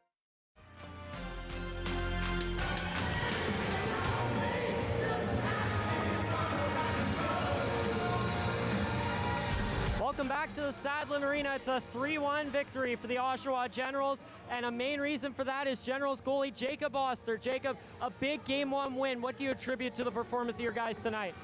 Yeah, I know. It was a huge win for us coming in on the road. You know, these guys are a great team. They just came out of a 7-game series, so we knew we had to get on the forecheck, get on the hunt, you know, pressure them a little bit because we know they're a little bit tired. But, you know, as you can see by the score, it was a very tight game. But I think our boys stayed to our structure very well. I think we did a really good job at limiting their opportunities tonight. Now, last round, Game 2, you guys lose and fall down 2-0 and allow 8 goals. Does that feel like a turning point in this playoffs for you guys, for you and the team? Yeah, maybe. I don't know. I don't think we really thought about that. Our sort of mentality after that game was, you know, you're not in trouble until you lose at home. And we had a very, very common goal in the room is that, you know, we just stick to our structure, stick to our game plan. And, you know, we'd come out and sure enough, we won, and then we took 4 straight, thankfully. So it's all good vibes in the room. Everybody's happy, everybody's satisfied. But, you know, now it's this series, we can't worry about last series anymore. Now, between this game right here and last year in round one, you and Sam Hillebrand have had a lot of great battles in these two series. What can you say about what it's like when the guy on the other side is making a lot of big stops? Does that kind of motivate you? Yeah, for sure. Going back to last year, Hillebrand and I, like you said, we went back and forth, game 1, game 2, game 3, game 4, continuing. He's a great goalie, unbelievable goalie, so our mindset going in is just, put pucks in the net, put bodies in front. It's how you're going to score on any goalie in this league, but just like tonight, we put up 39 shots and he lets in 2. So like you said, he's a great goaltender, and it's going to be a great series going back at it with him again this year. Well, Jacob, thanks for doing this. Congrats on the win and good luck on Sunday. Thank you so much. I appreciate it. That's Jacob Oster, the Oshawa Generals. We're going to take a quick break. We got some more post-game coverage on the other side. You're watching Global Simcoe Paving OHL Hockey on Rogers TV.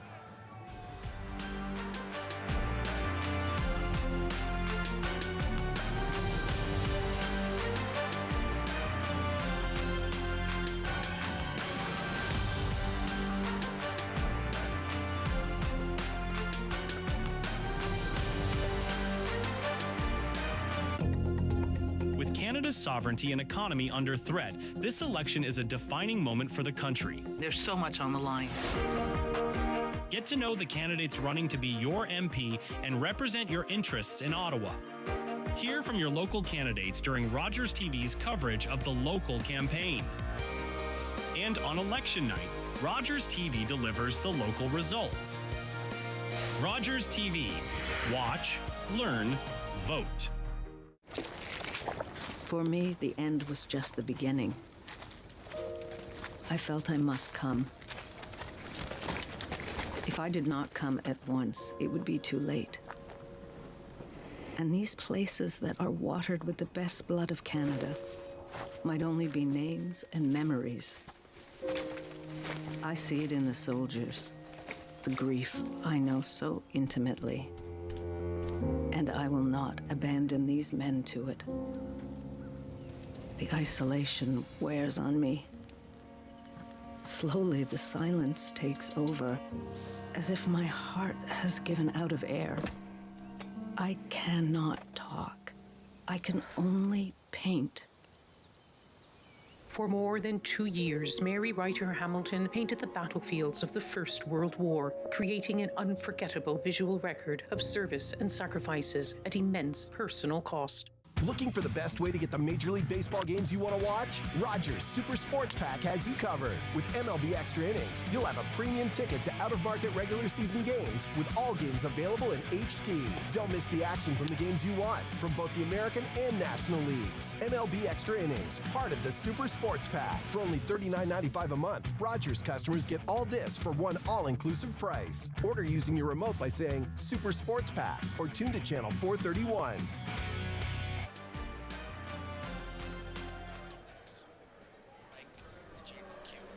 Welcome back here to the Sadlin Arena, and with it being the Eastern Conference Finals, that means we have some press conferences we're going to get to in a little bit. But first, Mike Poirier, I want to talk about the game right now between the Colts and the Oshawa Generals, and specifically Oshawa's performance.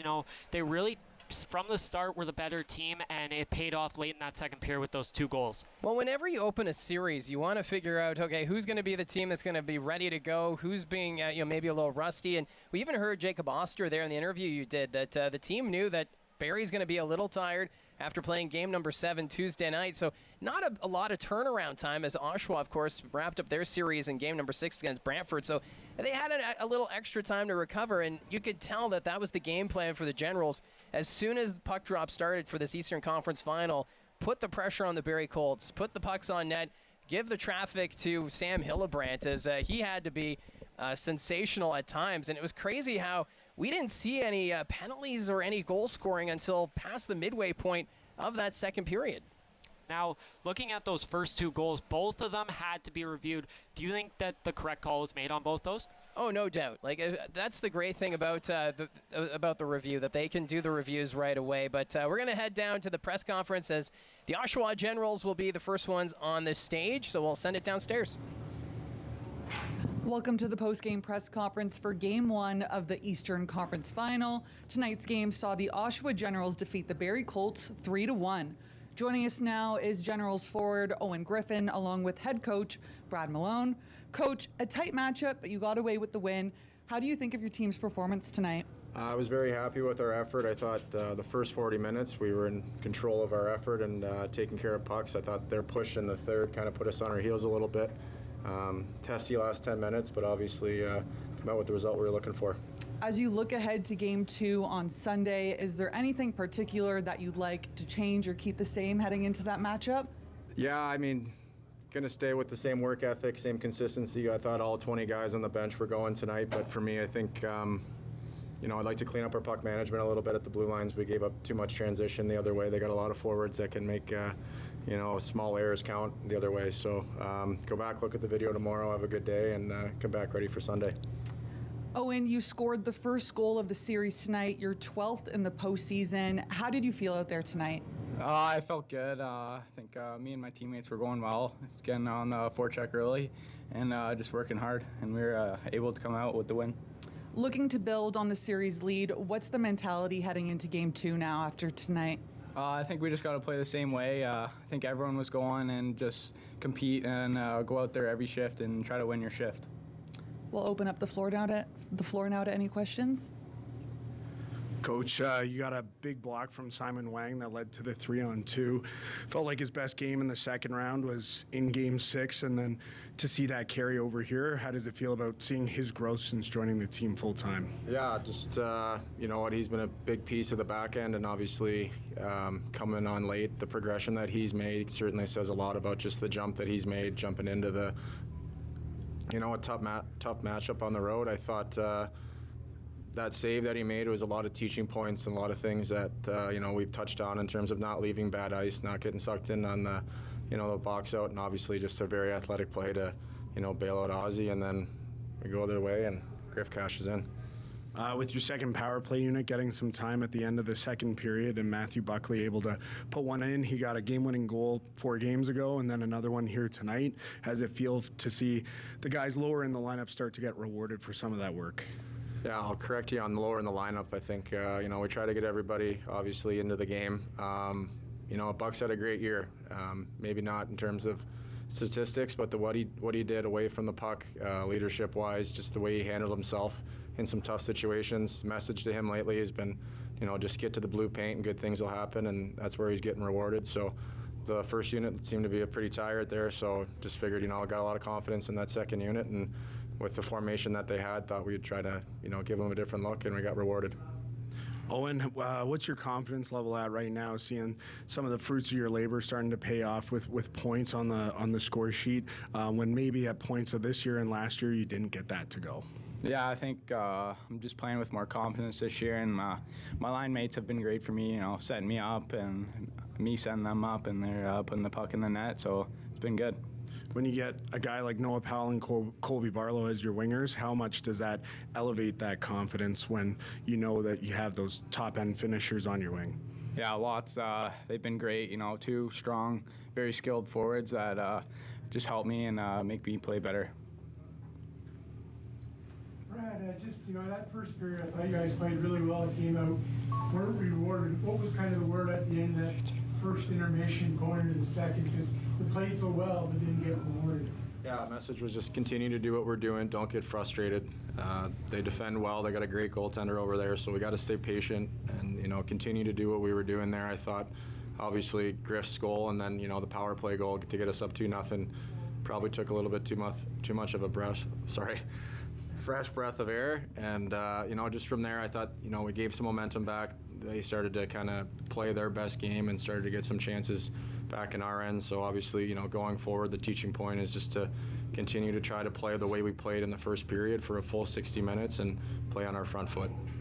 Owen, Barrie gets a bit of that break on that goal, and it's again talk about the experience on this team that in playoffs, big goals like that could be big turnarounds, but you guys kind of stayed the course and were able to get an empty netter to put it away. Yeah, I think we just had to stick together, just keep playing our game and not get too focused on that goal and just keep moving forward and play our game. The goal, I guess obviously it took a little while to kind of review that. Did you guys know right away that it was in? Did you? I thought it was in on the ice, but guys were telling me it wasn't in, and then the horn went, and yeah. And Brad, again, in a series like this, that are this close, the ability to come in here and steal home ice right away and get to that big, barn, now an opportunity on home ice here. Obviously you got game 2 here, but how important was it to get that first one here? Yeah, it's very important, obviously, but at the same time, I think I'm just happy with the way we played. I thought, we showed a lot of confidence. We played fairly well in terms of structure. There's obviously room for improvements. They're going to make adjustments, but, to be able to play a pretty strong game in Game 1 against a very good opponent on the road is something that I'm very happy about. Again, like I said earlier, we'll go back, review the film, have a good day tomorrow, and be, ready for Sunday. Thank you both. We'll be joined by Barrie momentarily. Thanks, guys. Thank you.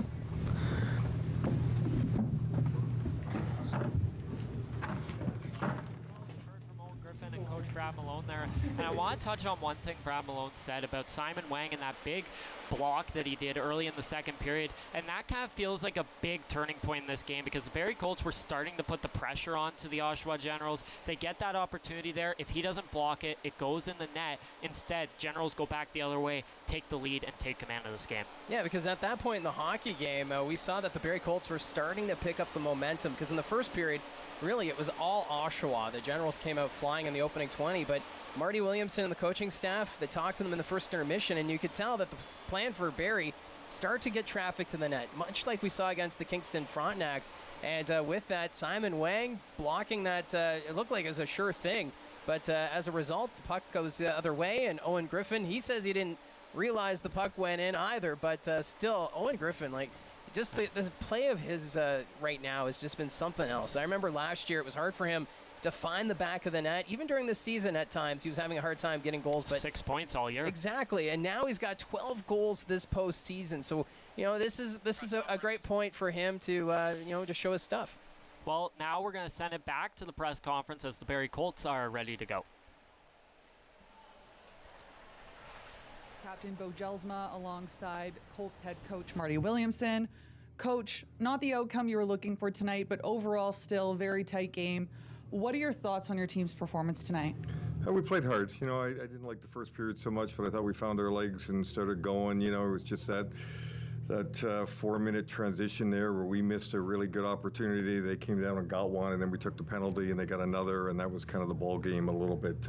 We pushed into third and had some opportunities, but it's going to be a tight series, and this one went to them.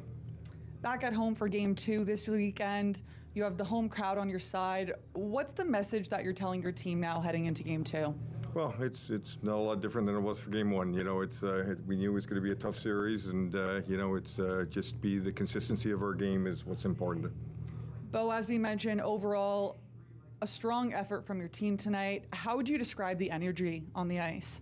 Yeah, it was good. We didn't quit, and that's what I love about the team. We're a big family in there, and we had some good and bad moments tonight, but the work ethic will always be there, and that's just something to kind of continue forward with. We'll now open up the floor to any questions. Marty, you get that goal by Romani there, a bit of a break there to give yourselves a chance. You had a really good power play in that third period with some quality chances, but I guess these games are frustrating because, like I said, you get a break here and there, the puck's in front of the net, Wakely spins and fires. The chances were there. Yeah, they were. It's a game of inches, and it just didn't go our way tonight. And that's, as Bo said, it's just there's going to be no quitting this team. We'll come back and get the bounces to go our way. Well, in that first period, a little bit back on your heels, and it's kind of been a bit of a story with this team, but you're able. You kept in it. Obviously, Sam played well in that to keep you close, and the opportunity was still there in this game. Yeah, we have to obviously kind of go to the drawing board about our first period right now. It's a struggle with us, but we just got to keep going. They came out really hot, and I thought as the game went on, we got better and better, and we had some good looks tonight, and so did they. But Hilly played great for us, and we just got to kekeep going with it. Marty, that kind of review after a bit of time, and it was a long review, and then they come right back and score again. With those, is it just a bit of a gap there, and you wonder, I mean, because you got a game that's really close, all of a sudden you get that big stretch with a review and goal, then you come right back and add to the lead. Yeah, again, it was going well there. We just missed that. Tooch had that great chance in front of the net, and then they came down, and I didn't know it had gone in, but as soon as the buzzer went, we pretty well knew that it was a goal at that point. So, there wasn't so much a review. The other one was more about the net coming off, and, all the, I really wasn't allowed to challenge. We did challenge some, but I wasn't allowed. That's why they gave me the timeout back. So, it's just the bounces. We took a penalty kind of in there. Again, our guy had, taken a big hit before that, and then it's kind of a call against us. But you got to persevere and get through those things, and it's just the way it goes. Well, obviously, you guys have been really good here at home, and another chance to bounce back Sunday. And you got to, obviously you didn't get that win, but the third period, that's got to be a little bit of momentum to carry into Sunday. Knowing that you can put pressure on them. It's a 7-game series for a reason. It's just one game. We have a good day tomorrow. We're going to practice, look at some things and come together as a team. And, we're back home on Sunday, and, we'll be ready to rock. Marty, after the second period, you guys came out playing a better game of hockey. What was said during intermission to make that happen? We just talked about, again, the things that we wanted to do, keeping our feet moving, putting puck pressure on. The puck was bouncing a lot tonight, so, when you put the pressure on, both teams were kind of making mistakes, and, at that point we were behind, so we needed something to happen. So, I thought our guys pushed hard. Again, it's, this team's fought all the way. We fought through 7 games to get here, and, it's a little bit of a blip, but we'll be back on Sunday. What's practice going to look like tomorrow? Is there anything after today's game that you want to focus on? Well, we'll watch the video. That'd be the main thing, is to watch the video, and video will probably be a little more important than being on the ice. But we'll get on for a 20 minutes, half-hour type thing, and just go through a couple things, and and then get rest for these guys. They're playing awfully hard. They're playing 3 lines. So we're kind of matching that a little bit. So it's been a grind on those guys. Now, Bo, this is your first loss at home in the playoffs. What do you think needs to happen going into Sunday? Well, we lost, so, don't do it again. It's, things happen in playoffs, and it didn't go our way tonight, but no sense in getting down about it. You never can get too low and never get too high in playoffs, so, we'll regroup. It's not the end of the world. We'll come back on Sunday and have, put out a really good effort. Coach, you had a 7-game series against Kingston. How much can you lean on that experience of a long, drawn-out series here and keep the mental side of the players up and moving just with a first-game loss in this series? Yeah, it's, they're excited to be here, whether it's, one game is it's important, but it's in the big scheme of things. They've got to beat us 4 times, and, they've got one, tick beside them, but, mentally there'd be no problem with these guys. They're not going to get down about, this loss tonight or anything. We're disappointed, but, they're not going to get down about it. They'll be lively and at practice tomorrow, and we'll get in good spirits and get some good food in them, and, and get ready for Sunday. Well, with some new teammates coming in this year with Dalyn, Owen, and Anthony coming in, having experience getting to this point of the playoffs, how much do you lean on them when it gets to this point in the postseason? Yeah, they've been great. Just seeing them in the room, they're so calm. They've been here before, which they have 4 times. So, I've been in the league for 4 years. I go to them for advice, and it's just the constant effort and, how they persevere through things. And, obviously I look up to them, and it's great for our team, and I'm excited to see what we can do. We'll be back for Game 2 of the Eastern Conference Finals on Sunday night in Barrie. Thank you. Thank you. Thanks. Well, you heard from Marty Williamson and Bo Jelsma there about the game, and one thing that a familiar voice in Gene Pereira touched on there is the Colts had their opportunities tonight, and in the end they just didn't capitalize on them, and it really shows how deep this series could go between these two teams. They're so evenly matched. Yeah, this series isn't over by any stretch, and for the Barrie Colts, even Bo Jelsma touched on it there. They need to have better starts, and that's been a problem all season where you don't get that full 60. And when we do see the full 60 from the Barrie Colts, I think back to the New Year's Eve game against the Oshawa Generals. That may have been one of their better performances. So we know that what this team's capable of, and even for the Oshawa Generals, they touched on it in their press conference as well, that they know they've got things they need to clean up on. So this series is not done yet, and like Bo Jelsma said in his press conference, we can't do it again. And for Marty, you got to get some good food. So some good liners in there from that press conference.